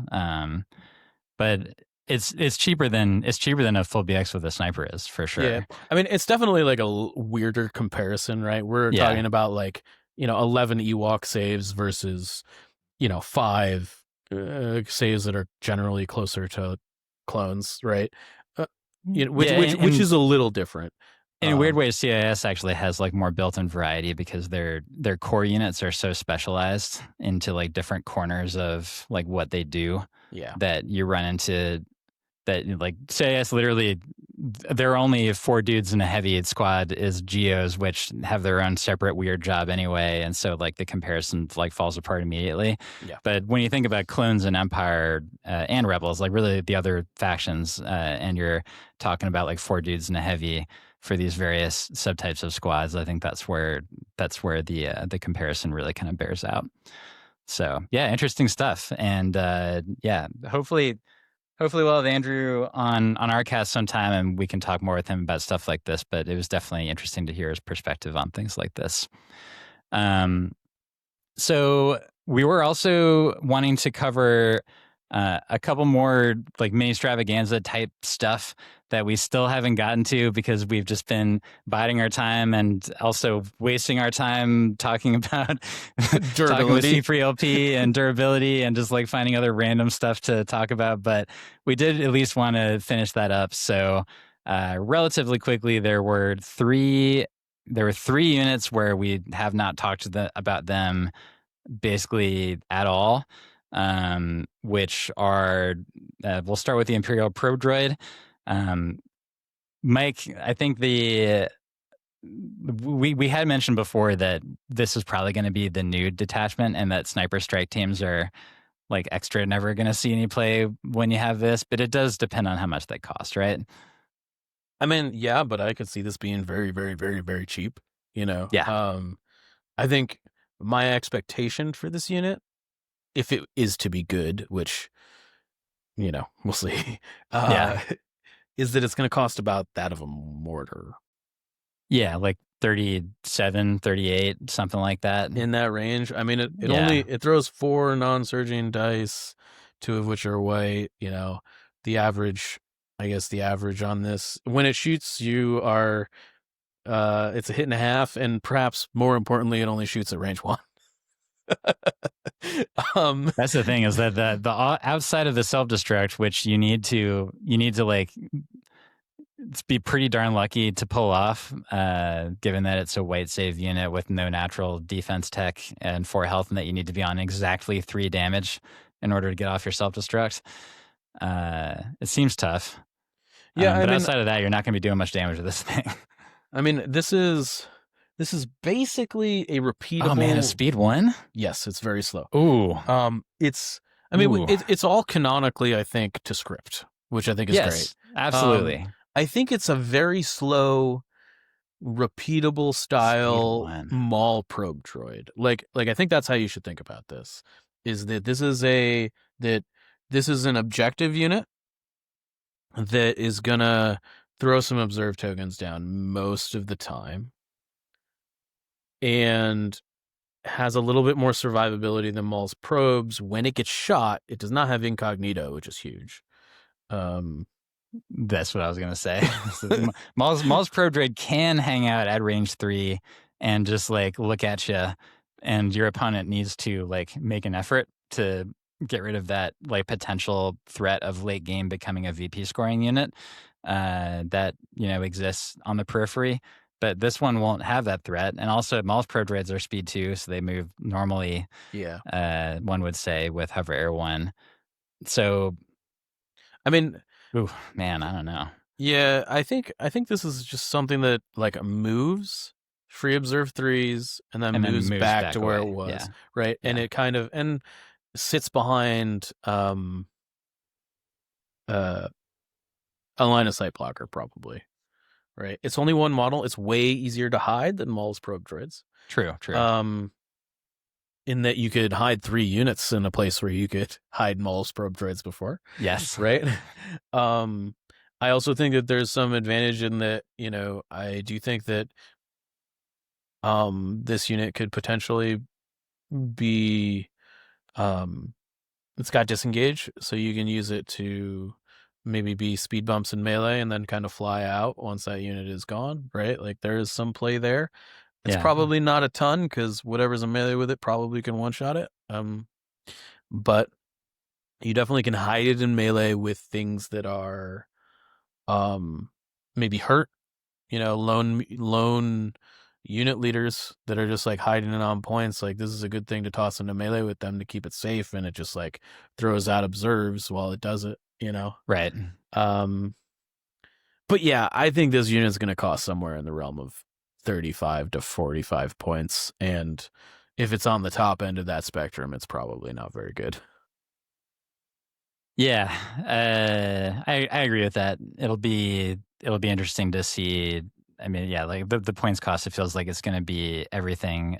It is worth mentioning that it's going to be legal in Blizzard Force, and in Blizzard Force, it loses detachment special forces. And there's no special because there's no other special forces to do it. Yeah. But what that means is that and now that Blizzard Force has like special forces in the rank section, you can include up to 3 probe droids in Blizzard Force and like just be them. And so if it is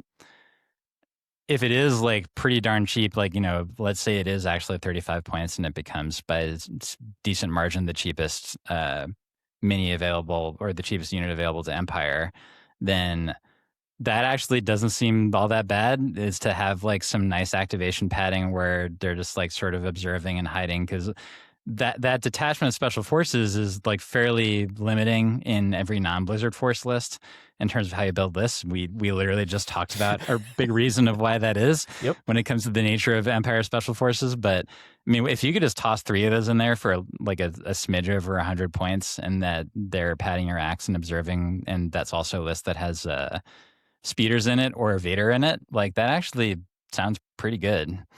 I would go farther than that. I think that if you imagined an upgrade to every naked scout trooper unit that said 35 points get an extra activation, you might take it in regular Empire lists, right? If you're like 80-ish points, sure, for 2 activations, one of which is actually pretty lethal if it hits the mark. Yeah. I can see that. Like, and I mean, that's sub 300 points. Yeah, I think it would be crazy if this was more expensive than that. I could be wrong. Maybe there's like a command card that comes with these guys. I don't know, but like that seems doubtful. Probably not. Probably not, right? So I don't know. And self-destruct can sometimes go off. Yeah, it certainly can happen sometimes, and when it does, that would potentially be hilarious. So the thing is that these guys are mostly going to be wanting to stay away from opponents, and so like if you are able to self-destruct, you might do it, like you might have it because you were being shot at range 3, and then like you would have to like double speed one move to just like inch your way towards something to blow up. So I don't know, but to me, we're just gonna have to see what it costs. There's also a couple other things that are like a little weird about this guy. Sure. In that they don't, I think, exist in Empire right now. The first is that it's a droid trooper. Oh, it's a droid trooper, right? Right. So there's nothing in Empire that presently has a droid trooper tag right now because darks are. I guess darks are darks are droid troopers. Yeah, but this one can be healed, right? So like, there's that. There's also the courage thing. Hanging out with Del Mico. Yeah, observing for Del Mico. That might be okay. Probably not good, but could be okay. I mean, I could see it next to Inferno Squad, potentially. If Inferno Squad wasn't 100 points, got a little right? bit cheaper. Yeah, whoops. Yeah, that part's tough. But yeah, I don't know. I could see myself playing these for sure. Assuming that they're sub 40 points. So that's my thesis. These are between 35 and 40. They will be good. If they're more than that, you can write them off. Yep, absolutely. Okay, so then we have the WLO5 speeder tank. This just makes me. Did you play Age of Empires, Mike, at all? The old you did. So do you remember the priests in that game? I feel like we talked about this before, that they would just like try to convert the monks. The monks. Yeah, they would convert enemy units, and then they would do this little chant that wololo, wololo. I mean, like, if it didn't take forever to get it done, you'd walk across the battlefield with your monk, hope they didn't die, and then they just stand there, go do do, exactly, for like 20 seconds. It's less than that. It's probably like 5 or something, and like you got to hope your opponent A doesn't notice, and B, like, their units don't just like auto attack it to death, which is like. It was such a weird interaction, but I have these like vivid memories of me playing with my brother and a monk like rolling up to my like archer turret, and it's just being like a war between, is he going to convert the turret or is the turret going to kill the monk faster? It's just a very silly interaction, but anyway, that's a long-winded way of saying that I am thinking of that monk when I see the name of the speeder tank, but. I was a little bit surprised, Mike, to see that this was available to everybody. I guess once we found out the Weequay were available to all of the real factions, and then also it's going to be available to Shadow Collective, so one of the fake factions too. So that's neat. And then otherwise, like, the other thing that surprised me was that for this supposedly junky tank, that it has armor 5. And only a weak point to your rear, which in a long vehicle is not that big of a deal in the grand scheme of things. Saber tank's mad.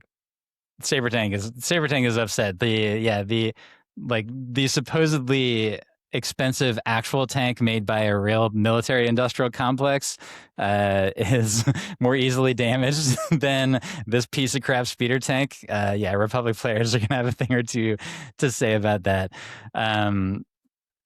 But other than that, like, it has transport, which you can sort of say that everybody's going to have a bus now, kind of. So that's a thing. It's hover ground, so even though the model has this big old free space that's poking out of the bottom of it, it is going to be an LOS blocker because of the nature of the hover ground keyword. So that'll be interesting. And then it's got some guns. Like, it has Arsenal 2. The guns that they're showing us is that it would be at range 1 or 2, a total of 1 red, 4 white, 5 black with no surging of any kind, and then impact 2 comes on the range 1 to 3 gun. So not like an amazing attack. If there is a way to get access to surge to hit, then it becomes pretty darn good. But what's your first thought when looking at this, knowing that the upgrades are probably going to be pretty meaningful for this one? It's fine. Yeah. I don't think any faction is going to be, with perhaps the exception of Shadow Collective, which I assume will get access to this, is going to be like interested in this unit before upgrade cards. I think that's right. Because for Shadow, it's going to be their first like offensive heavy option, yeah, it's going or to be like potentially their offensive heavy. yeah, like their first like real. It's their only tank, really, Right. foundationally.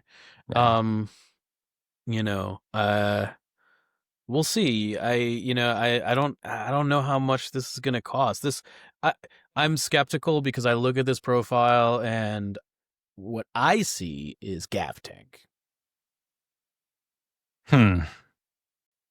Yeah, I kept thinking of it as a bust, but I guess a Gav tank is actually maybe a little But bit of a better comparison. isn't this almost I mean, I shouldn't say identical, but it's like pretty close to the base Gav tank, right? Like the Gav tank is Armor 5, Arsenal 2, Transport. It's got weak point sides instead of rear, which is no doubt a thing.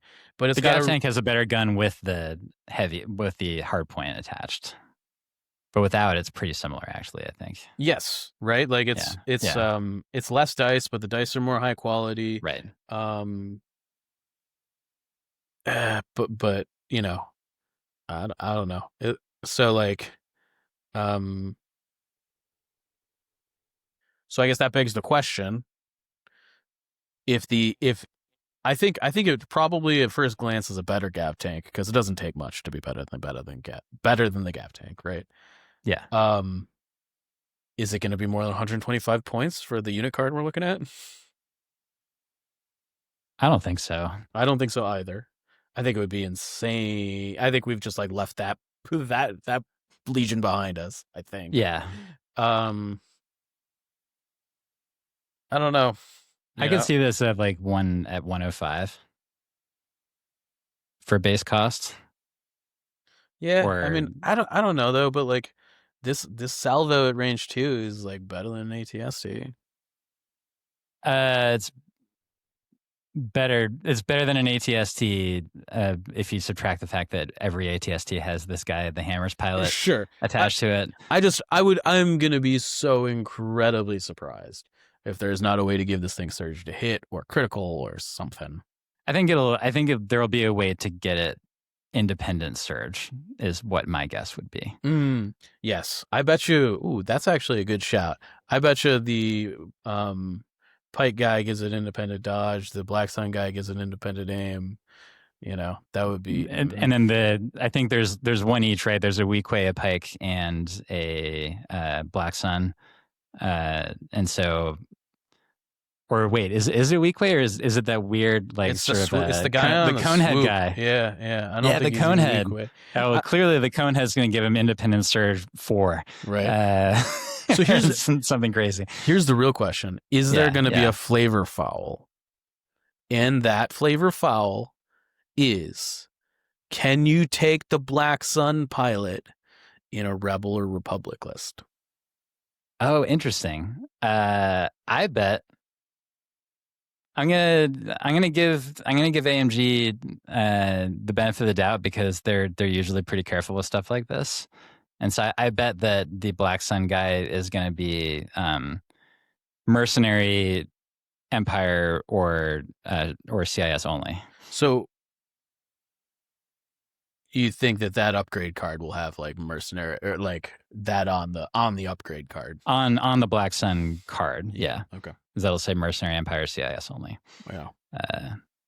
And that interesting question though, and I am curious about is there going to be some way that Pike or Black Sun pilot would interact with the core units for those two affiliations?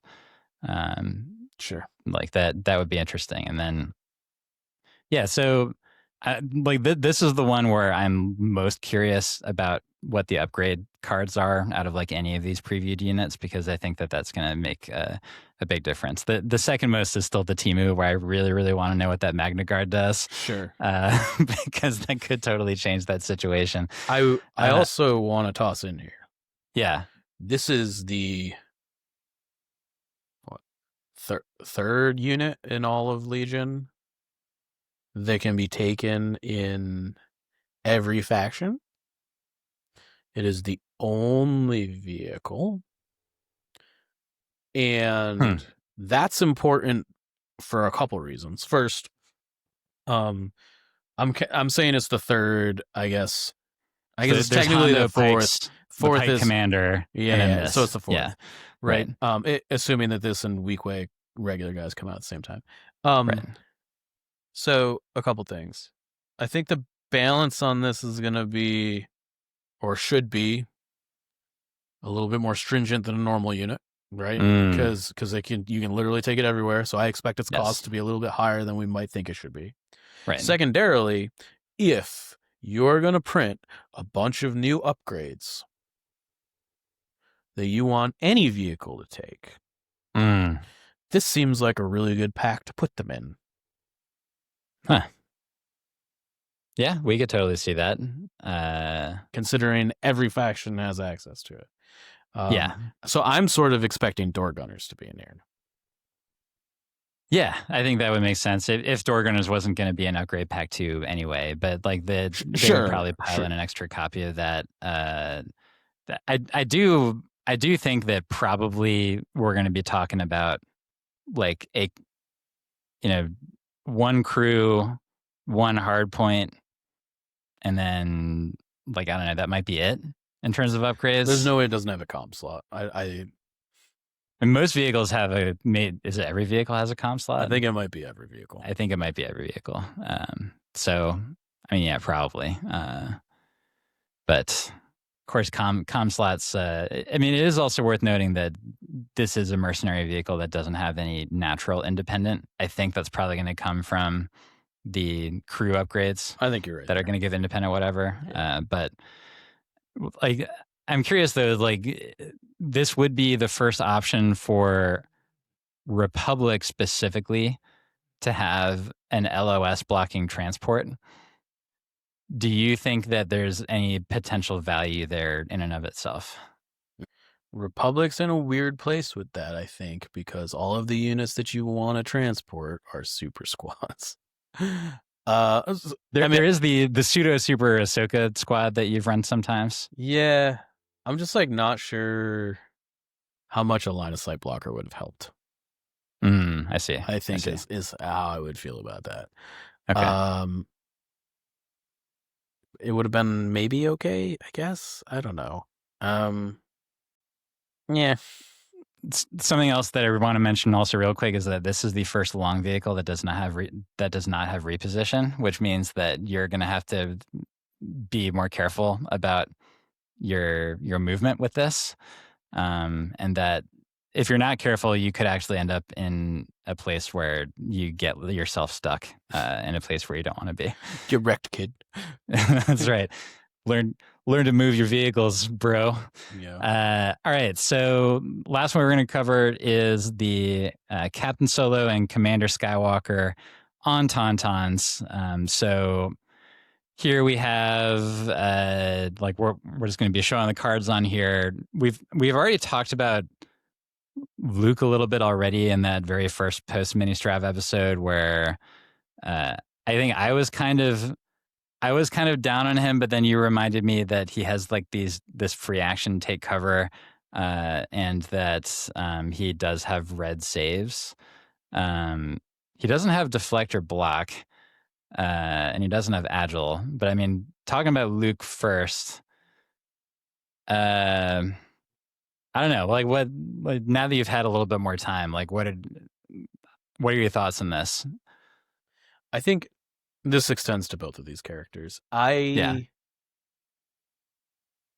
This is so incredibly dependent on price. Like out of everything we've talked about today, like price is going to make or break these guys. Yes, but on our interview, they talked about the fact that they cost these guys like kind of aggressively. My I interpreted that as the less than 100 points. Yes, I interpreted it to be that too.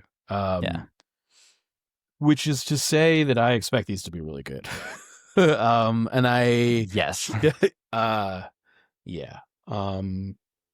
If Luke and Han are both 90-point units at their baseline, or even like 95, then I think that from an efficiency standpoint alone, you're going to get your money out of it, most likely. Yeah, I also think there's just like there's so much of a potential to just like do some crazy combo shenanigans with like the free action spotter and take cover and the independent aim and dodge, and like, Yeah. you know, Han can like synergize with teamwork, and you know, I don't know. These guys have some redonk command cards you can put in lists, specifically Han, you know, and there's probably somewhere between 3 and 6 command cards we haven't seen in this box Yeah. that is gonna do stuff with these guys. So I don't know. I think my expectation is that of all the previews of that we've seen at Ministrav, these are gonna be the most busted. I'm still holding out for the Temus, depending on their cost, in the greater context of the list they would be going into. I don't think that they could be in it. I think they're gonna probably cost around the same as these characters. Probably, yeah. You know, I don't know. We'll see. But these guys seem pretty good. Han could die really quickly though.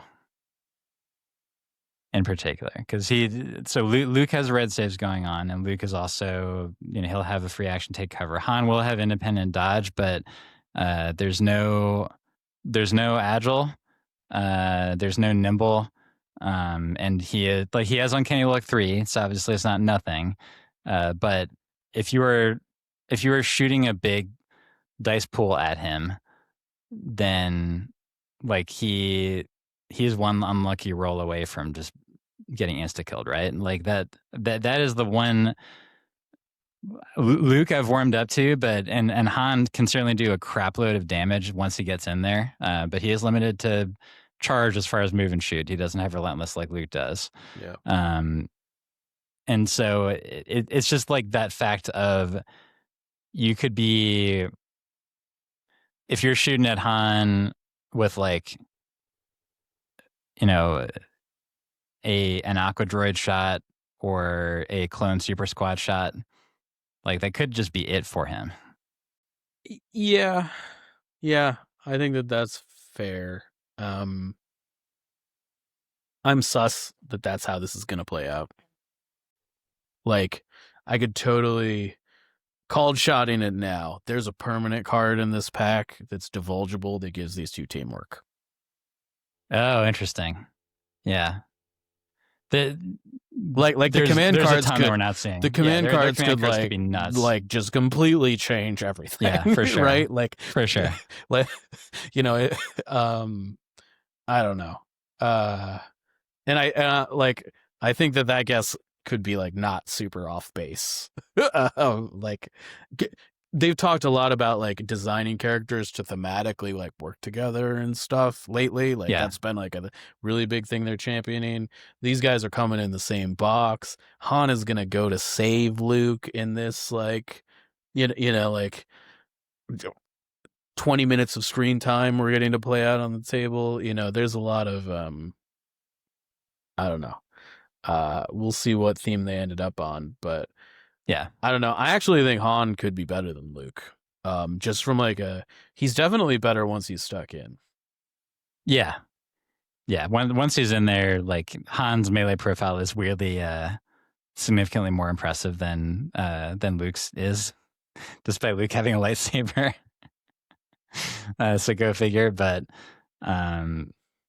yeah, I mean, both of these guys are gonna, you know, your Tauntauns are gonna have, your Tauntaun characters are gonna have access to Sorry About the Mess. The other thing that we haven't talked about at all is that you're right about the durability.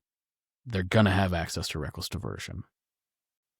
Yes, but then Han can still be shot with Reckless Diversion. Sure, but like you put him behind a line of sight blocker, Reckless Diversion, something else, and like your entire, I don't know. I just like. The other thing is like Reckless Diversion, just go first with Han. Yeah. Problem solved. Fair. Yeah, and then there's also the spur question, like that you have to spur them to get to speed 3. I don't think that's going to be like a super huge deal, but if they do get suppressed ahead of time, like it could be a zone where where you're like not allowed to spur them because you'd be panking them if you did that. So I don't know. Can you not spur yourself if you would panic? Well, I guess I'm not positive on that one. It's true with what Compel and Dauntless, that those are the ones that prevent you from using it if it would panic you. We're gonna have to do some live rules lookups. I mean, if like it barely ever comes out. Yeah, I was gonna say the amount of times I've compelled something and had it potentially. I think you're right though. Yeah, so if it performs the rally step and is suppressed but not panicked, okay, actually no, it only matters before the rally step. Yeah, you can panic put them yourself. Yeah. Yeah, but usually panicking yourself is not a great idea. No, but if you're gonna end up panicked at the end of the turn anyways, the 2 inches might matter. Yeah, or the move action might matter or whatever, right? Yeah. So let's talk about just a couple more real quickly. Like there were several that they did not show the cards for. Han and Chewie, I think that I'm assuming it's going to be mercenary operatives for Rebels only, and that they're probably going to have like a couple cool command cards. So we'll see. I think they're going to be eligible in Shadow Collective. Maybe not the Shadow Collective we have now, but in a mercenary battle force. Some other mercenary battle force that might come out in the future. It could, if they ever do something for the pseudo rebels that showed up in the Solo movie, with their speeder gang, Enfys Nest. I do feel like that's a cool place for the game to go in the future, and that maybe they would go into that. I also think Empire might have access to these guys. These guys are going to be totally takeable in the Minban battle force. There's no way. Good. That's a good segue, because aside from the Rebel guerrilla troopers, which I'll just quickly say about that's cool. I am not positive whether these are special forces or core. If they're core, then I think it's more interesting. But we're going to have to see. They're going to be red save rebels, so that'll be something. But the other two are the mud troopers, which we had heard about before. But then wet weather stormtroopers. I'm sorry. The correct terminology here is moist troopers. Yeah, that I think it was X1 that first coined that. So yeah, I'm happy to call them that from now on. I did want to say the full name up front because I have a little bit of a English language bone to pick with Atomic Mass games for the way that these were named. So okay. Storm, snow, mud, shore. Every other trooper is already wet weather. These are all wet environments. So we're not adding anything new here. Could we they should be typhoon can we just be troopers. Better than this? Hurricane troopers. And even the battle forces are deluge troopers. Right. I mean, Stormtrooper Battalion, I guess if you're counting the word storm, then that battle force is also named after a particular bit of wet weather. But yeah, Tempest, Blizzard, Imperial Remnant is the only one that stands out from those, that it has nothing to do with wet weather. And also I don't know, what about these makes them wet weather, Mike? I mean, it's obviously the capes, right? But you don't wear a cape when it's raining. It doesn't do much for you. I think they're supposed to be ponchos. Yeah, I mean, a poncho would make more sense, but maybe the model doesn't look so great if you just have a big old poncho hanging over your shoulders. It was the same issue with Cal Kestis, and that the poncho looked ridiculous. He looked very silly in those ponchos. The fact that I don't know. I don't know about the art direction there. Like Cal Kestis is great, but the poncho, really? Well, that's why they toned back the poncho action quite a bit for the sequel. Yeah. Because it was silly that they were collectible also, just like collectible ponchos. Is, like, I don't want another poncho. Yeah. Thanks. Thanks a lot for the poncho. Anyway, I guess the question with these also is, are they going to be special forces? Are they going to be core? I'm guessing special forces. Nah, this is wet weather stormtroopers and mud troopers. I bet you are both core options. Okay, and that I could totally see that, and that leads us to this other thing that came out of the Winter Moon cast with Andrew and Will Schick, was that there was a Mimban battle force mentioned that Andrew apparently had a lot of fun designing, and that he said that it was sort of like a World War I type of feel. What do you think that means, Mike? Well, he said specifically the words trench warfare. Trench warfare, okay, yeah. Now, what that means mechanically, who knows? Prepared positions probably is involved somewhere. Seems likely. Probably. I don't know. Yeah, that stuff. I am a little wary of what is it? Is it going to be like the it would be the fifth battle force for Empire. I was just thinking about core units. Oh. It's going to be it would be like the 6th core unit for Empire. It would be the 5th and 6th in-house core unit. Oh God.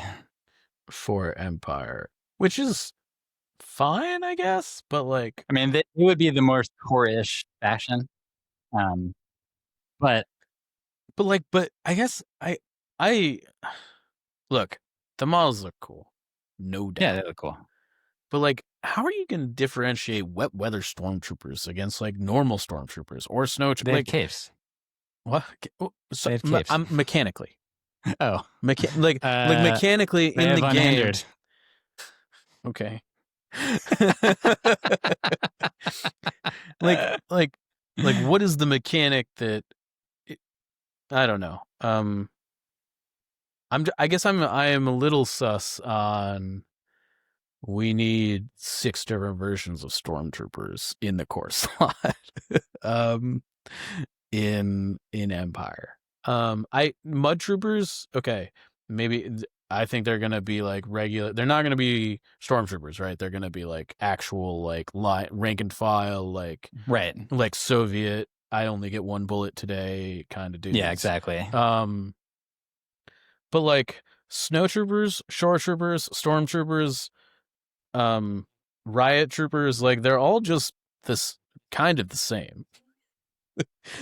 I mean.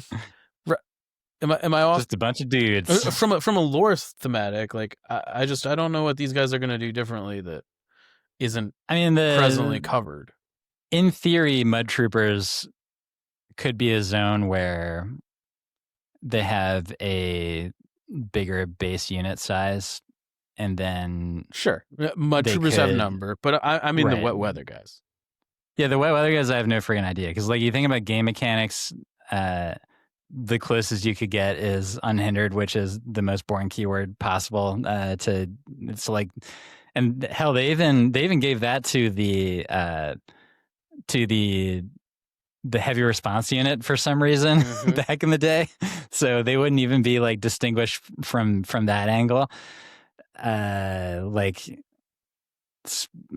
Low profile scout, these are all sort of just like generic keywords that I guess, Andrew, they had said in the past that mud troopers has a new keyword, like a brand new keyword. Sure. But they didn't say that about wet weather, so Lord only knows like what that's going to be. Of note, I've been wondering the same thing, Mike, is like what's going to like what wet weatherness is going to set them apart from the other like dudes wearing armor that are in the Empire. I mean, honestly, they might just be the same unit, different sculpt. I think that's possible. There's a DLT and an RTC 97 in the sculpts that they've shown here. It's possible they're just a normal stormtrooper unit. They just have capes. Seems unlikely. Seems unlikely. To discerning Empire players would be like, so you want to charge me for the capes? Some I- people would do it. Yeah, I don't know. I guess we'll see. But I mean, the cape dudes look way more cool, right? Yeah, it's not functional. Just watch The Incredibles if you want to learn about that. But it is pretty cool looking. Yeah. So I don't know. I'll be interested to see what this is. Maybe they have the HRU rule where you can take 2 heavies, but it is interesting that I don't know if like the SWQ numbers mean all that much, but the Mud Troopers is 128 and the Wet Weathers is 147. Yeah. So yeah, I don't know how far apart those things are going to be. I mean, the new Han and Chewie are 57. Oh yeah, I think characters are like in a different numbering scheme because the leader packs are like 49 and never mind. Jedi Council is 143. What the heck is up with these numbers, Mike? I have no idea. I'm not going to pretend to understand. We're just not gonna understand the SKU stuff. Hey, why don't we start tying things up? What are we going to talk about with our best friend C3LP today? Okay. So, I told C3LP to give us another Star Wars Legion unit it hasn't picked before, and to do it right now. Insert curse word here. Yeah, and imagining you pointing a loaded ion pistol at C3LP as you say this. So there's a couple interesting things about C3LP's response here. Oh no. They start with "all right, fine!" exclamation mark. You give me lip, C3LP? Here's another Star Wars Legion unit that I have not picked before. Not is in all caps. What do you think they picked today, Evan? ARC Troopers. Let's if you were C3LP and you were trying to spite us for being nasty, what unit would you pick? There would be multiple choices, but they could do IRG again. They could do Magna Guards again, or they could do BX Commandos again. Have I not guessed right so far? No. Rebel Pathfinders.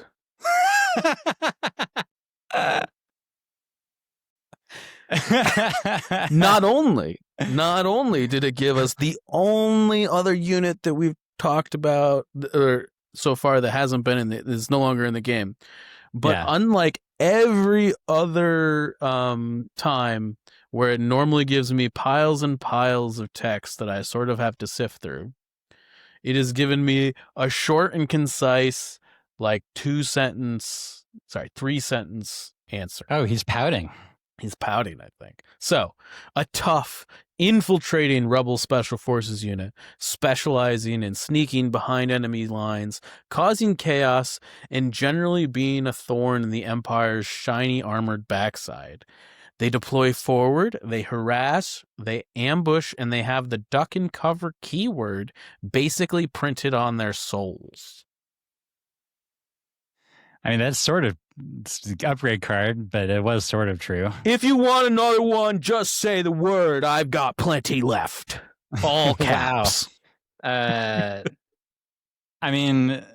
be fair, we did in some ways get a better response because its smarminess meant that it didn't waste a lot of space with like this weird flowery fake language, and that it didn't go on and on about stuff that it didn't have.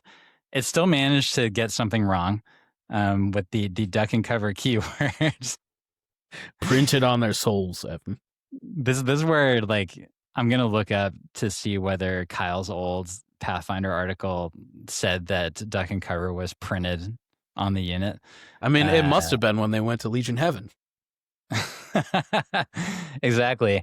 C3LP just keeps finding a way to remind us about units of the past. It's hilarious that we out of the number of times we've done this, it's named Palp once and it's named IRG twice, and then now Pathfinder. It's out of options. It's done. The list is over. It seems really obsessed with special forces for some reason. So I have a theory about this. Yeah, go ahead. It does seem obsessed with special forces, but I bet you 2 things here. First off, of the number of units that are talked about someplace like Reddit or elsewhere on the internet, the whole units getting canceled out of Legion probably put them in a quantity of times this unit's name is on the internet at a much higher rate than the average Legion unit. And those posts would have gotten a lot of upvotes when people were mad about that stuff. Also that, right? Yeah. I think you could say sort of the same thing about Special Forces in general for most of Legion's lifetime, and that like that was probably the most important slot outside of the like, you know, the fact that this has given us like almost no characters is sort of interesting, but it's given us like Bosk yeah. and then Palpatine. It's like, but I don't think it's a coincidence that it has given us like mostly Imperial units, because that I think is the faction that gets talked about the most. At least most popular faction. At least over the total life cycle of the game. Like right now, you might say Republic is talked about more, but Empire has been around like an extra 3 years or whatever. So yeah, I don't know. Interesting. Well, I mean, so let's give the Pathfinders their time. Like, do you? It's still an open question why they actually left Star Wars Legion. This was like the lore question was, you know, it had a logic to it when it came to Palp and the IRG. The Pathfinders thing, I never really understood like what logic there would have been from an LFL standpoint. I've always thought. Go ahead, Mike. I do think the Commandos and Pathfinders are basically the same unit in New Legion, minus the heavies. Yeah, they're very close. There wasn't a lot that set them apart. No, honestly. It's basically like because Commandos have Scout 2, right? Yeah. Which is like worse than Infiltrate, but not that much worse. Right. You know, Biston was the big thing.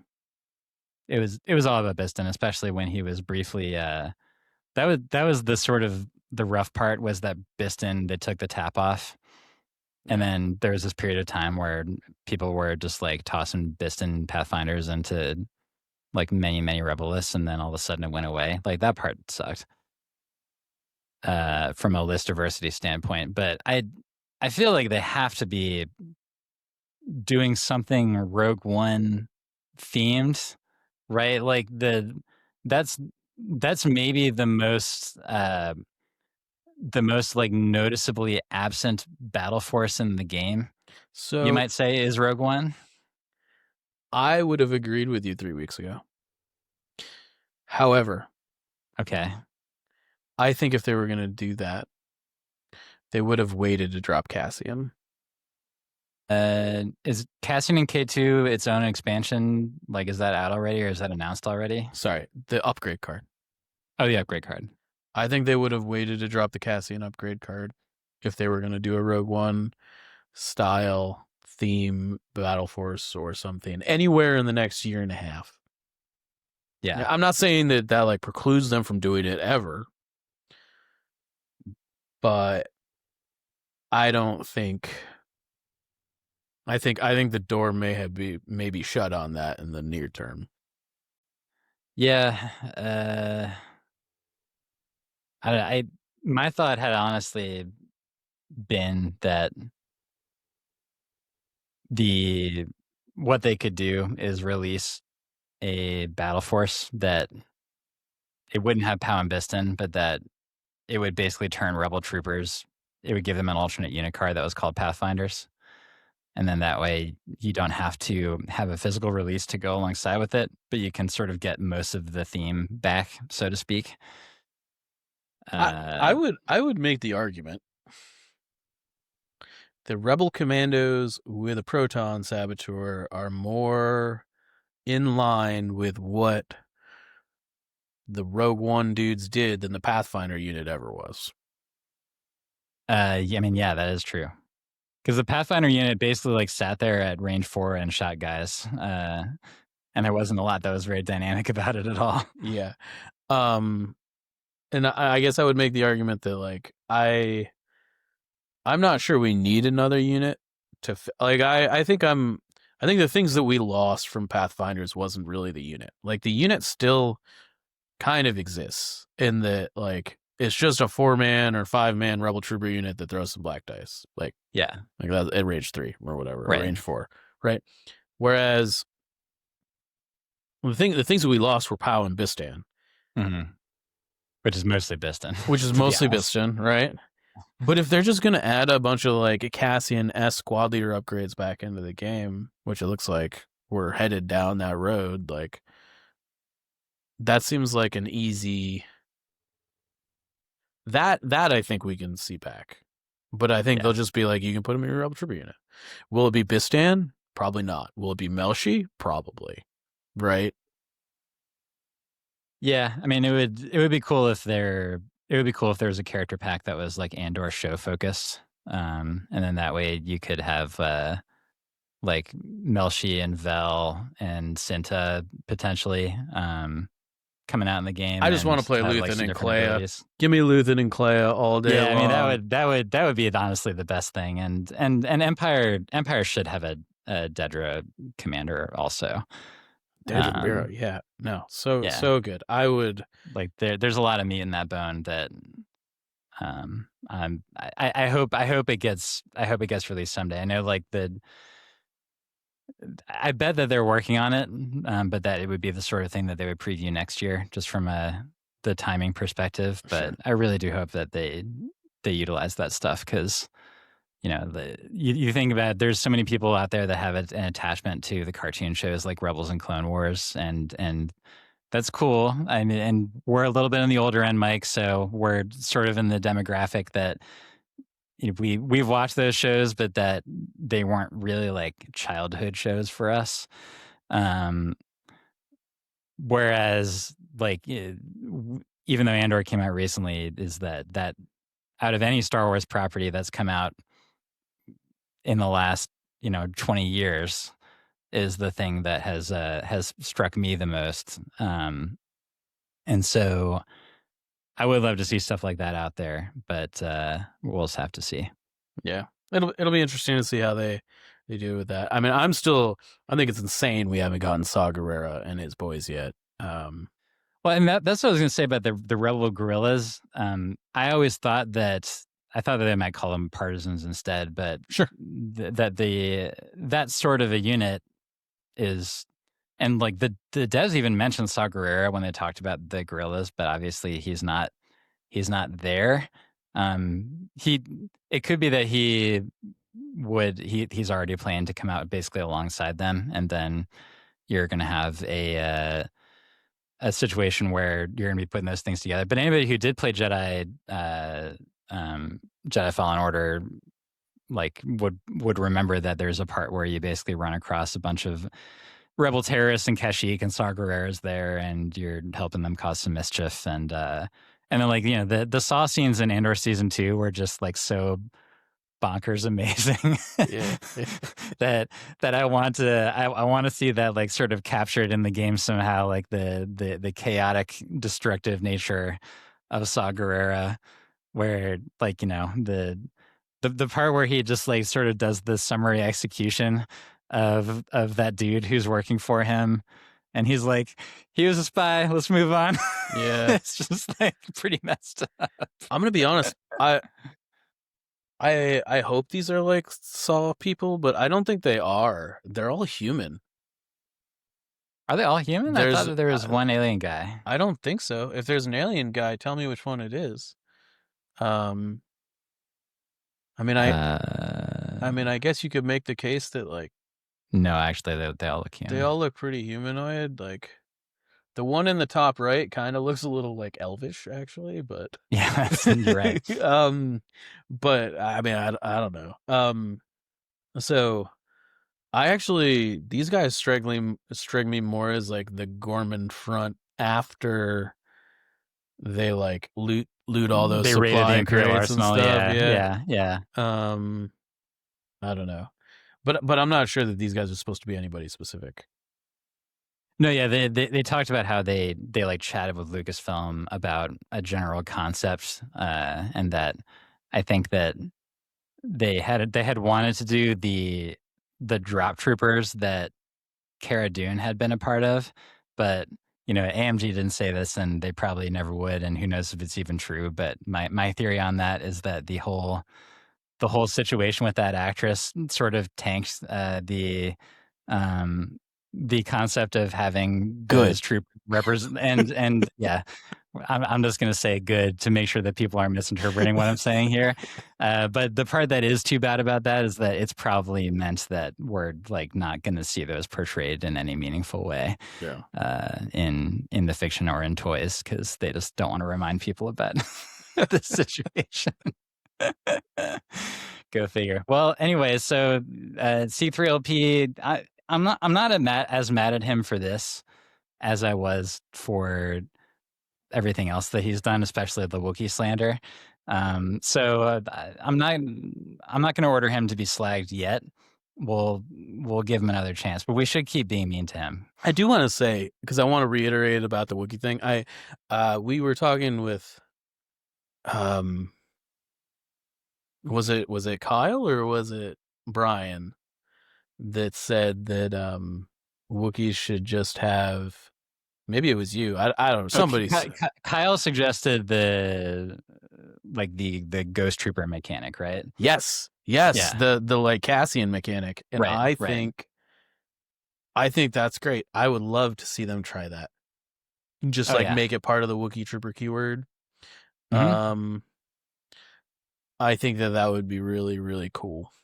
And theme wise, I just wanted to reiterate that because I've thought about it a little bit since we had. I think that would be amazing. That would be really good flavor.